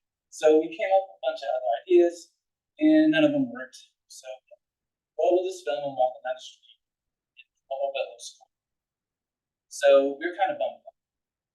So then I came to film that scene, and I included filming stuff in the Ohio Theater. So we were in the theater, and then filming stuff there, and we were there for 2 hours. We had no idea what was going on outside of us. So we filmed all our stuff, check. Okay, well, it's time to film the moment where the protagonist walks down the street. See what we can do. And so we're talking and we're trying to figure it out. And then we walk out of the theater, and someone opens the doors for us, and then we look up, and all the Main Street is just drenched. And it was just beautiful. It was incredible. Created amazing lighting and exactly what we wanted. And so we filmed it.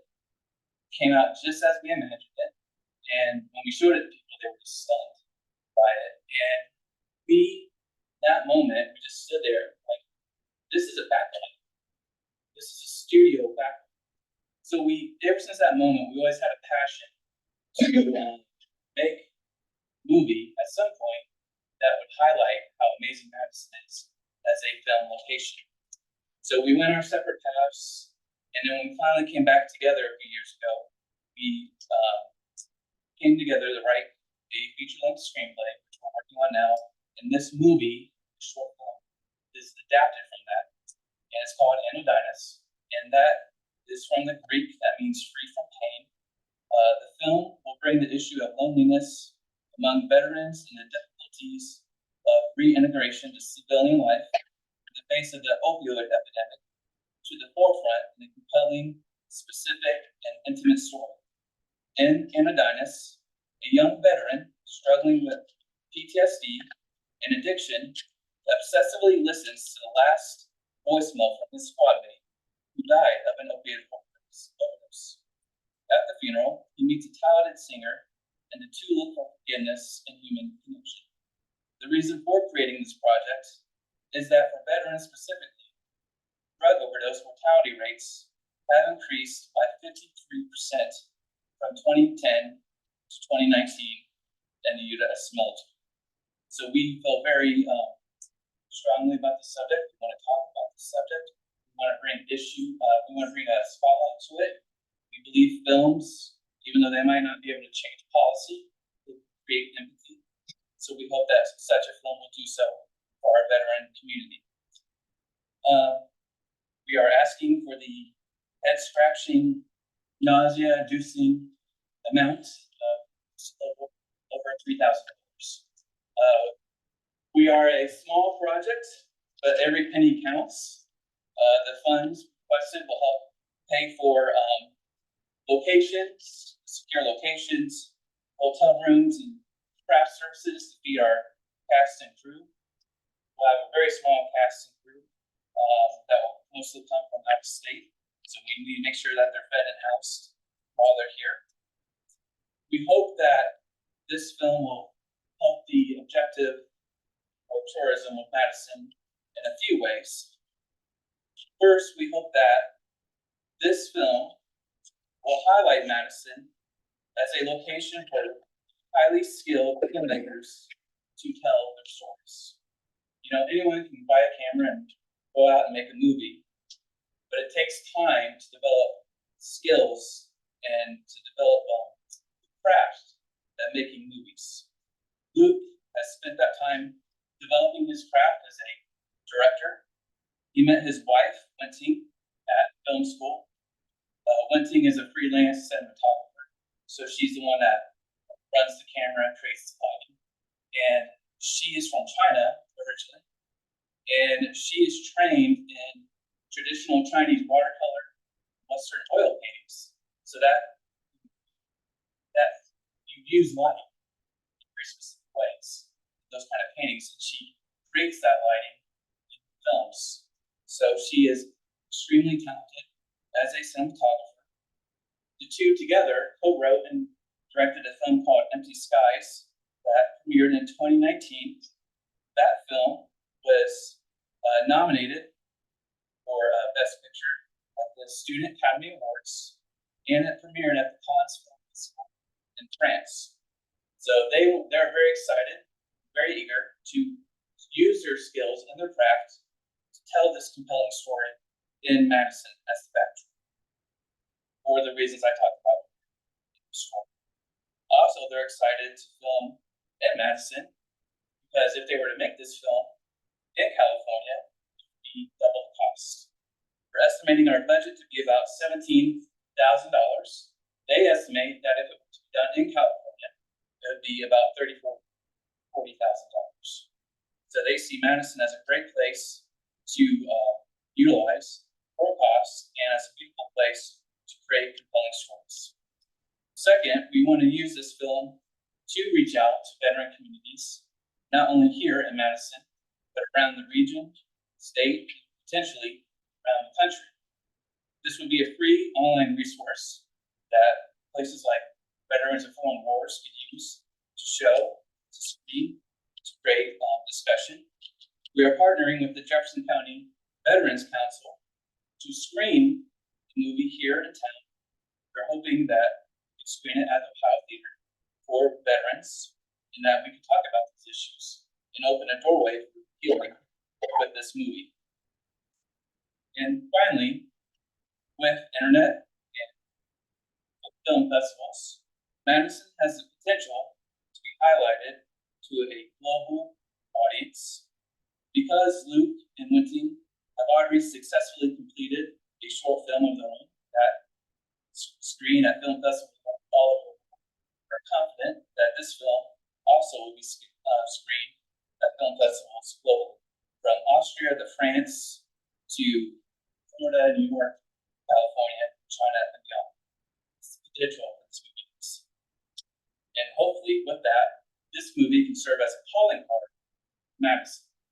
We are making this movie as a calling card for us to producers and other filmmakers say, hey, partner with us, because this is what we can do to make this feature-length film. And we hope this too will serve as a calling card to other highly skilled filmmakers to say, hey, Madison is a place where you can make compelling narratives, showcase amazing talents here for potentially low cost and a friendly environment to do so. So with that, thank you for your questions. Yeah, that's pretty cool. Thanks, Ken. Choose Madison. Yeah. Do we have any questions? Thank you so much. When's your expected start? So we hope to begin filming November this year. It's about a 15-minute film, 3 locations. The biggest probably location secured is the Veterans Cemetery that we'll have a scene. Fortunately, we know a guy who's a neighbor to the guy that helps run the Veterans Cemetery. It helps, I know. But Yeah. we imagine it'll be probably a 2-day shoot. So right now, this is kind of our first big step. Let's get some funding secured. Hopefully, we can reach out to some time, get them all together, and then screen the movie. So hopefully by this time next year. Refreshing. Thank you. Next up will be Mad Fix. Yeah. Thank you. Somebody alert.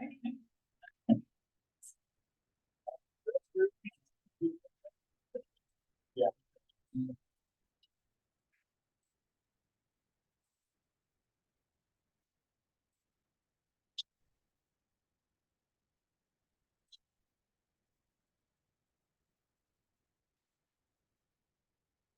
Ready? All right. Thank you all for the break. Next up, Mad Fix.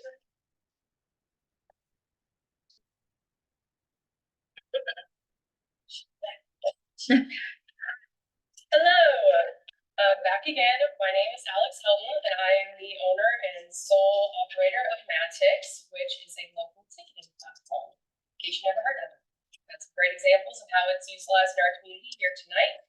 Matt Hop spoke to that, how it utilizes our services as well as Madison Main Street, Madison Music Movement, Jefferson County Historical Society, HMI, where we work on their gala, and there are plenty more to tell as well. So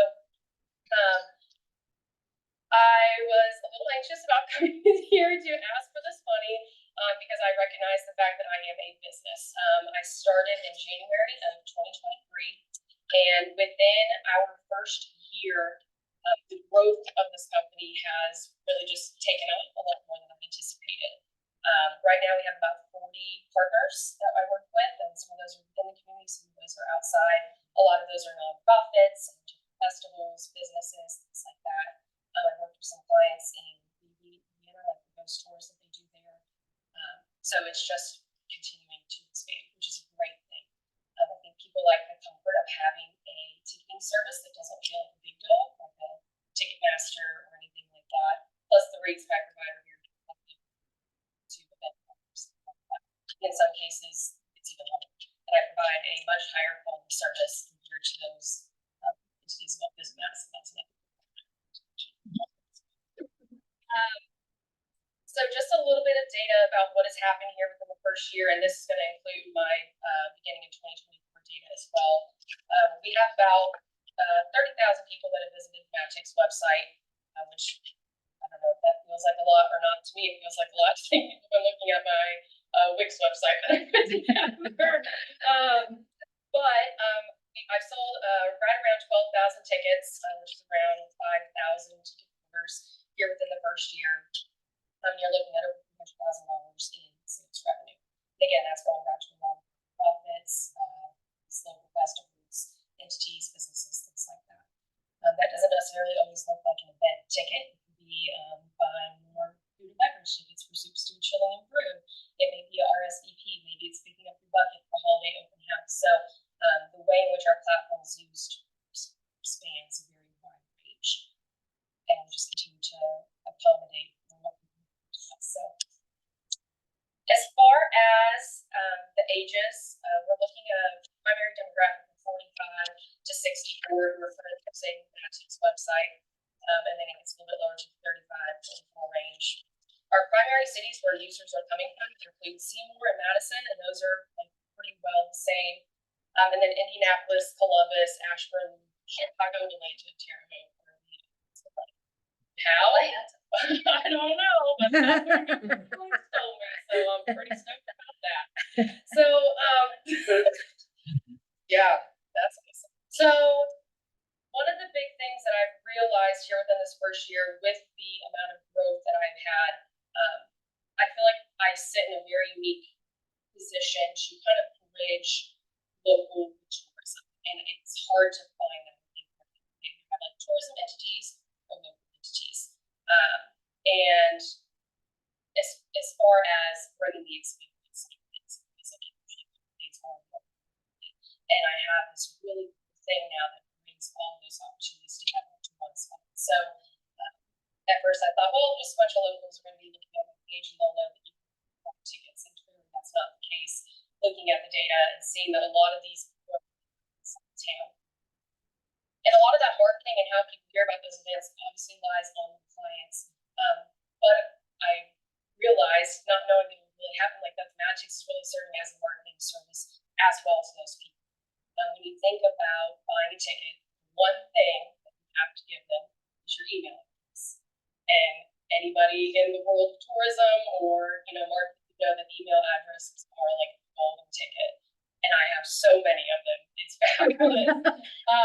So the way that I can reach a much wider audience looks a lot different maybe from other people. So like my newsletter that goes out, right now I'm sitting and I only send the newsletter to people who I'll send it to people. But I've had less than 30 people unsubscribe in a year, and I feel like that's pretty cool. You look at like 2,000 subscribers. People are really looking forward to it. I missed last month when people were like, that's how I find out what's going on around town. So that's just a really cool thing too.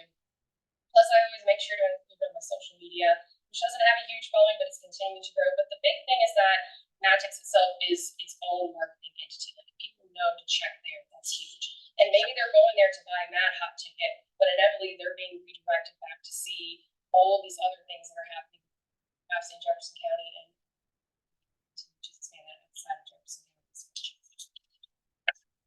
So, with that being the case, I am a one-woman operation, and so things have gotten really busy really quick, but that's good. And I love clients that I get to work with. Like today, the Jefferson County Youth Shelter reached out to me. I'm working on a program that's going to directly support what they do here in the community.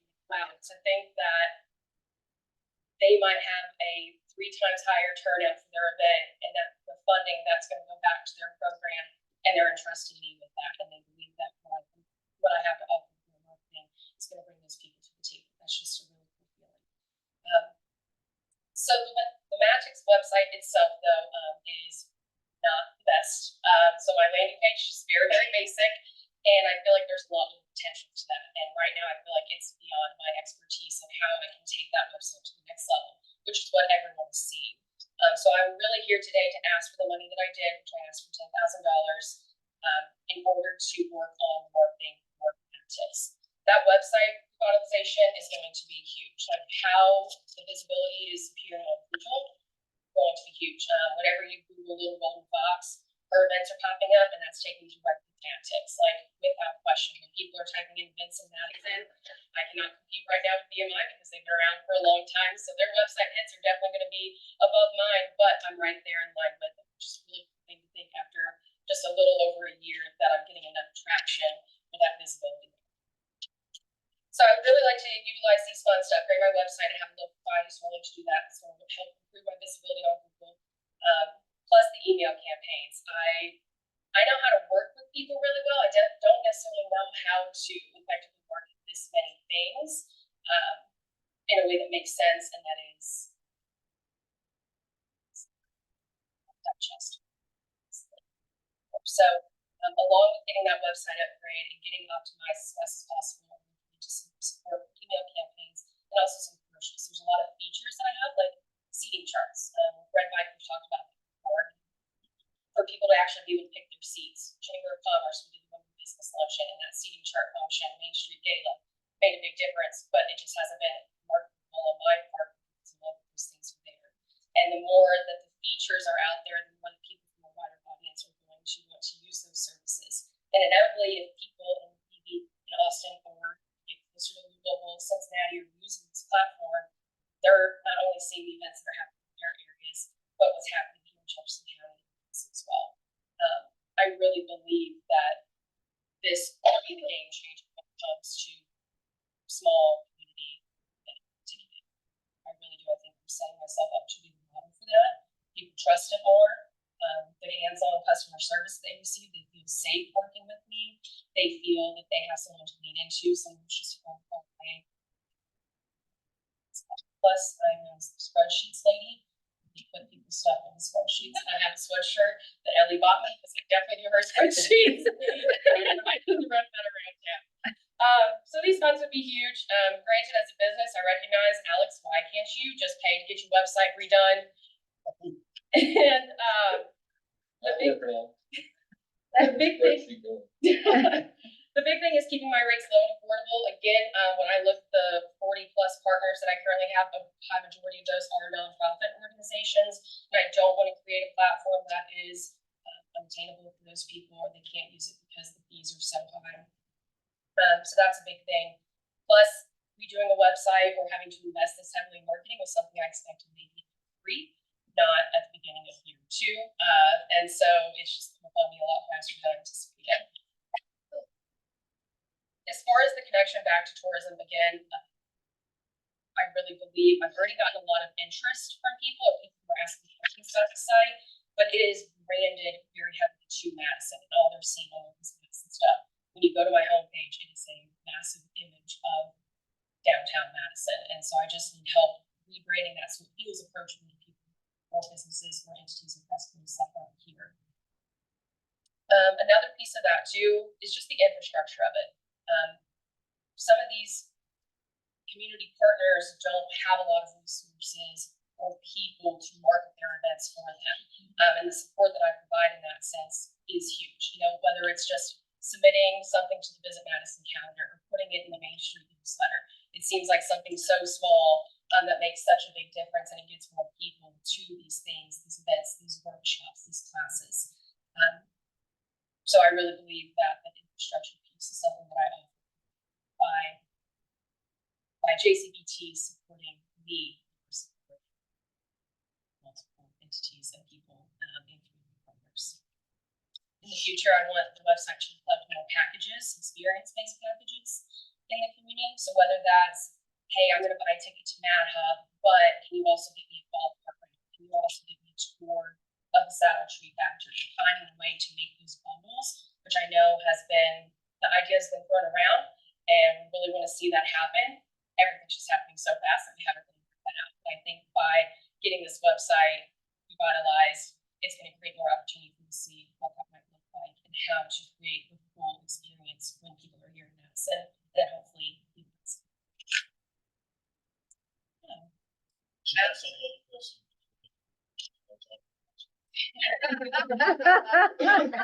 I die, I have a notebook. The bird. And just to add, so Alex didn't say this, but she is our newest Alliance member, so she's attended an Alliance meeting, and we're really happy to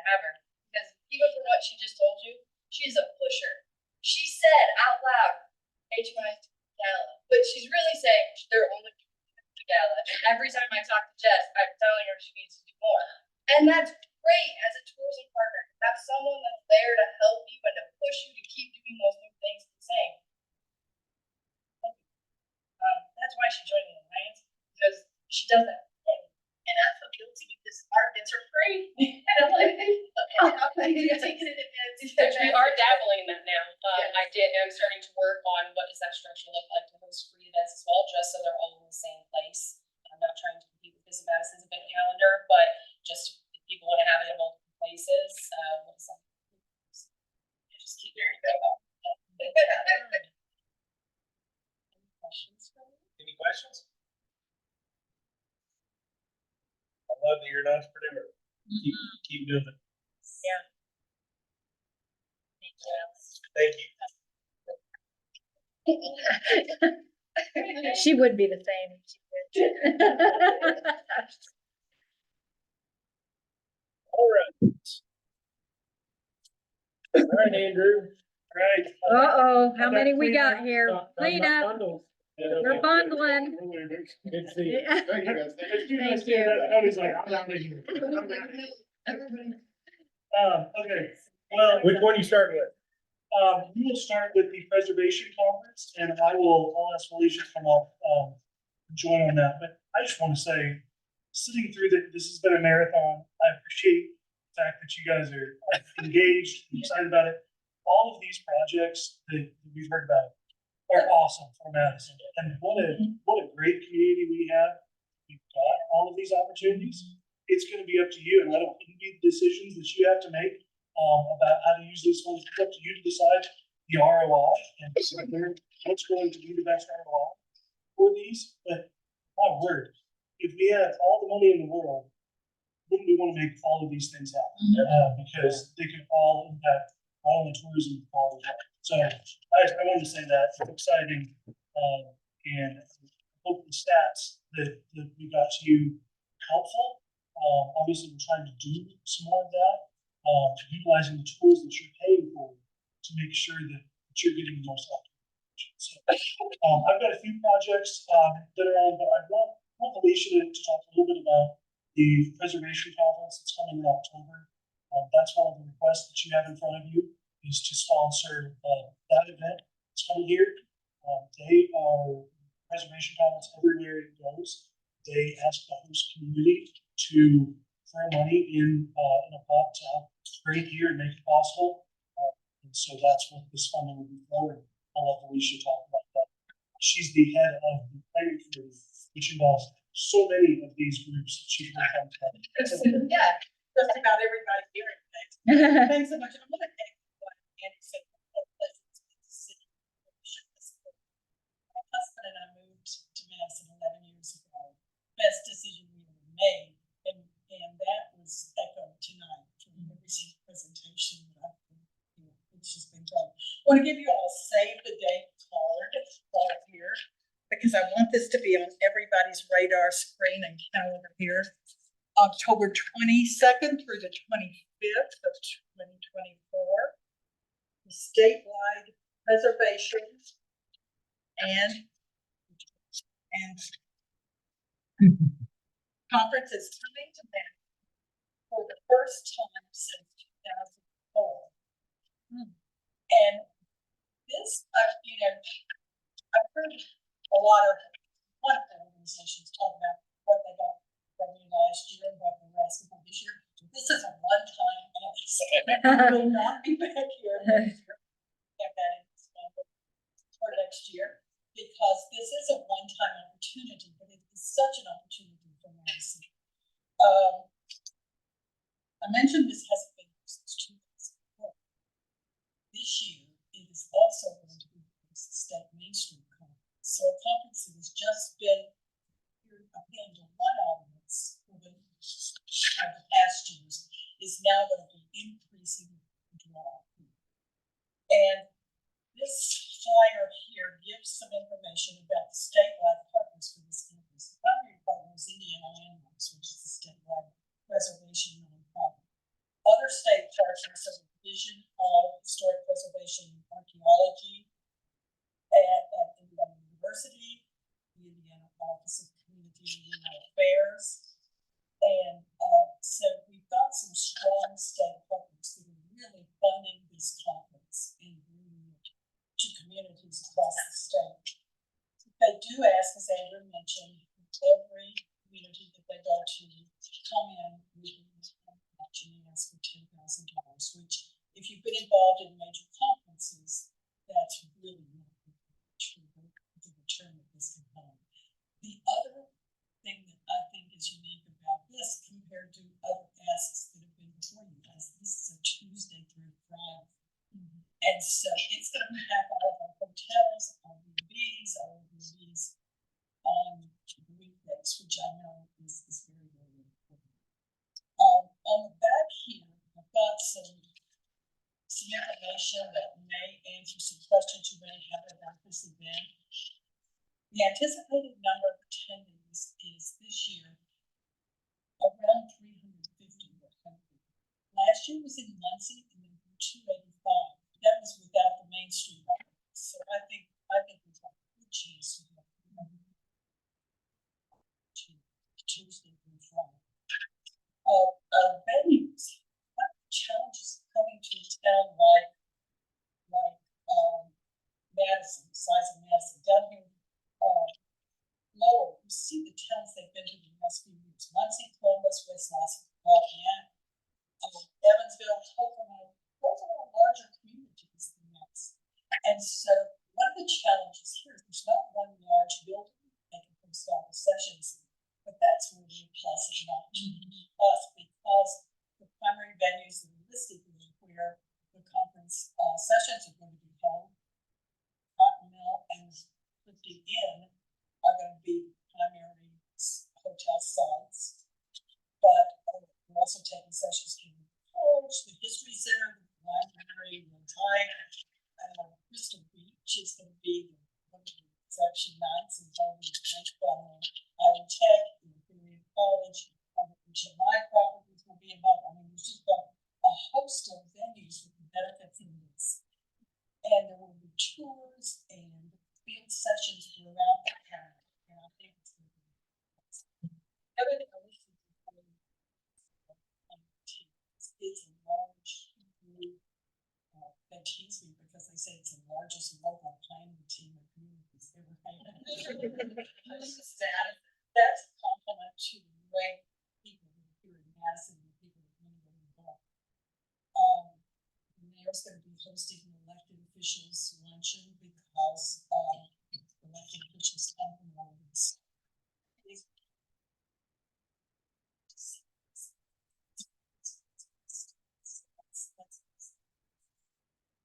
Thank you for this sharing support. And this is a great one-time opportunity. It's a great opportunity to test for us to talk about what these conferences will look like.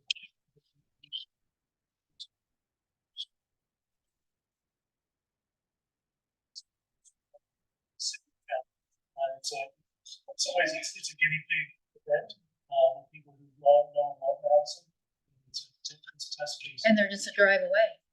Yeah. They drive, I mean, they're, We could host lots that comes. We want this to be a model. yeah.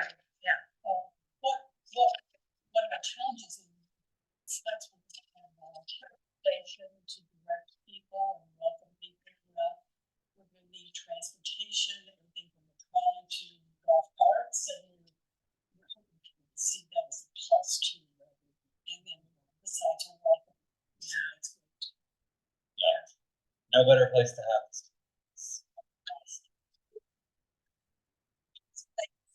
Thank you. Right, so that's the first one. Next one I want to touch on was in a similar vein, ICPA, the Chamber Executives Association, we're going to be running a conference here in Madison in June, and about 125. It's another exciting opportunity for people from the state, and also for the reception. Show off.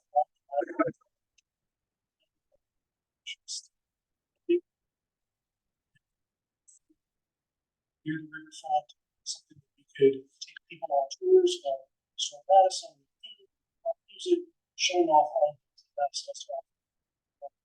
It's similar to the preservation conference. Did any kind of conferences recently? I know that most times we go there, host community, some sort of reception. That's just kind of typical. We have a reception, host community pays for that, and shows off food, music, what places to go, enjoy. And so this just follows from so Indiana Chamber executives. And one thing I wanted to call out as far as return on investment, if there's 100 rooms, 100 rooms, 3 nights, $49 a night.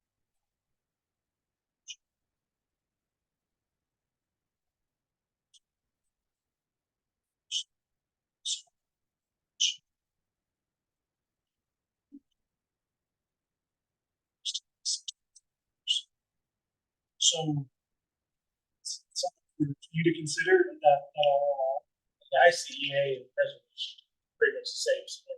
it's pretty much the same, except preservation said, we need you to front $10,000, whereas Indian Chamber, we get to put together what that looks like for them. And so, if we have $3,000 to use, make it the best darn party we've ever had for $3,000. With 6, we'd be able to do it.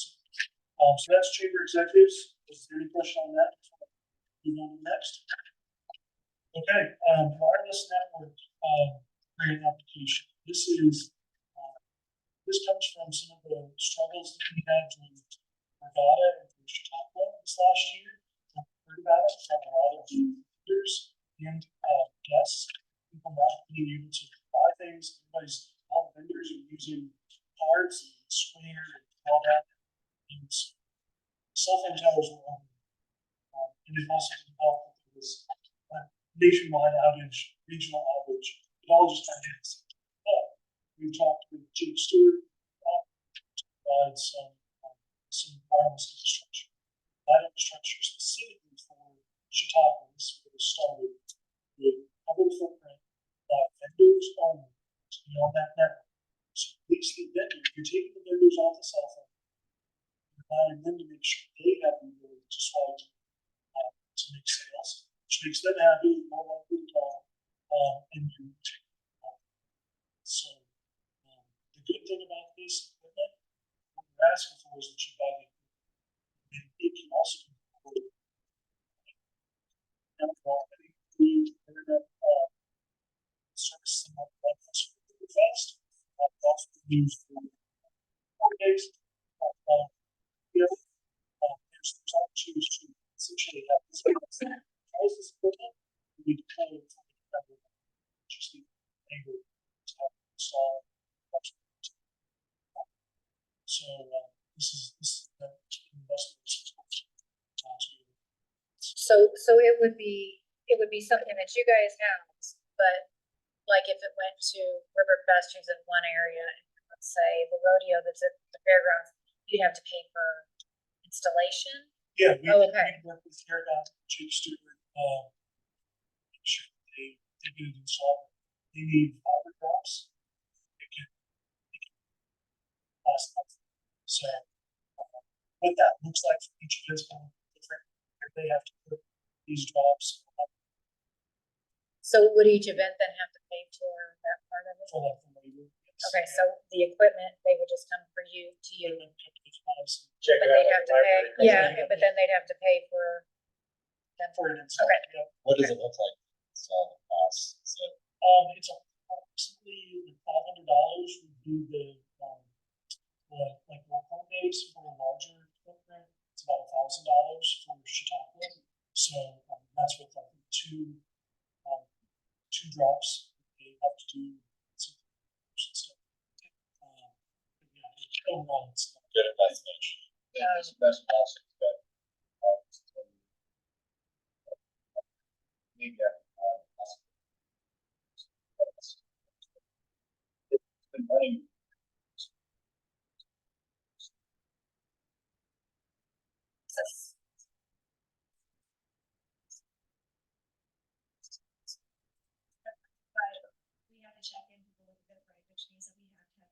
process, and if we just rely on, it's not possible. They have done fantastic. Just a smidgen of some of those factors. Fraction. So,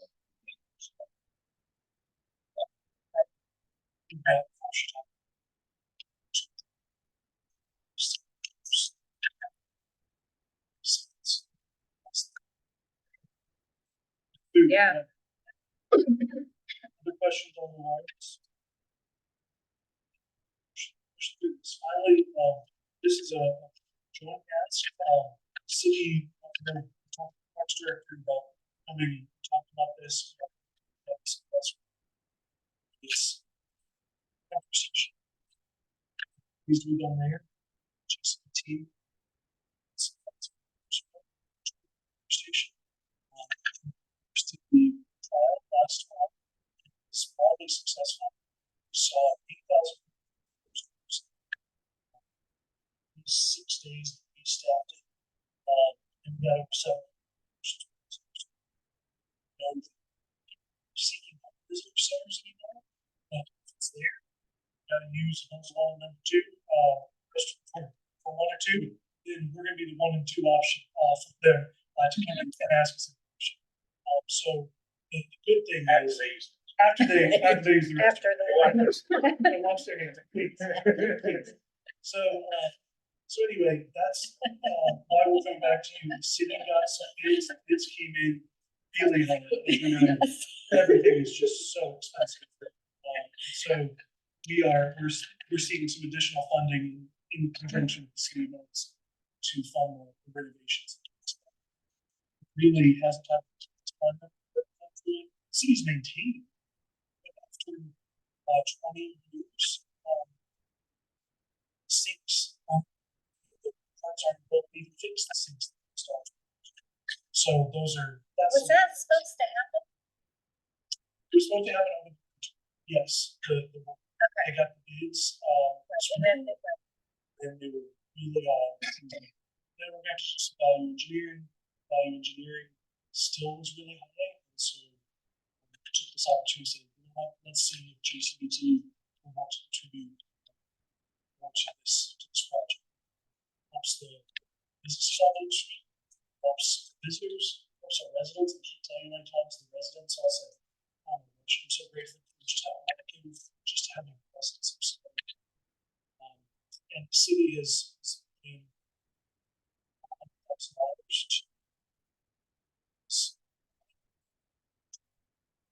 so it seems money.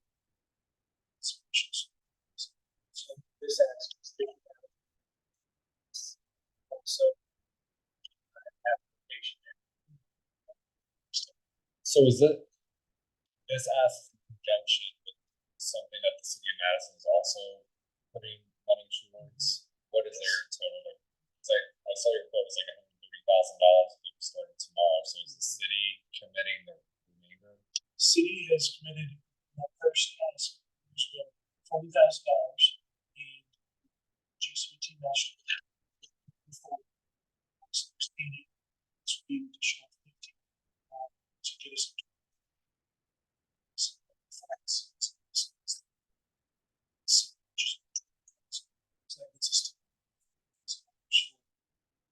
so those other funds are just waiting for that. Okay. So once funded, you say here that this will start next winter, or is it probably this winter? Start this week. Still to see what we can do to be there, do what we can this summer. It's a need. You saw the numbers. It's a need. So I'd like to get some other stuff done that we can get done, and then we've got to do more that our president done. Of course, do that outside of agencies. Correct me if I'm wrong, it's one of those deals that we spend so much money on marketing, bringing quality groups like this coming in and asking. And once we get on the team, they don't know where to turn and go and read, get QR code, talk to. Well, because I was working there, my intention is to so that I knew what the visitors were saying. They come in and say, we want to take a tour of the stone park. Let's open today. So having that personal touch there, we were able to say, guess what? We've got a sheet right here. And Silent Tree has a tour of 20 minutes. You can walk there, or jump in your car. It's 2 blocks away, 3 blocks away. So those are the kinds of things that we can do with that personal experience, and it's helping build up what everybody else is doing.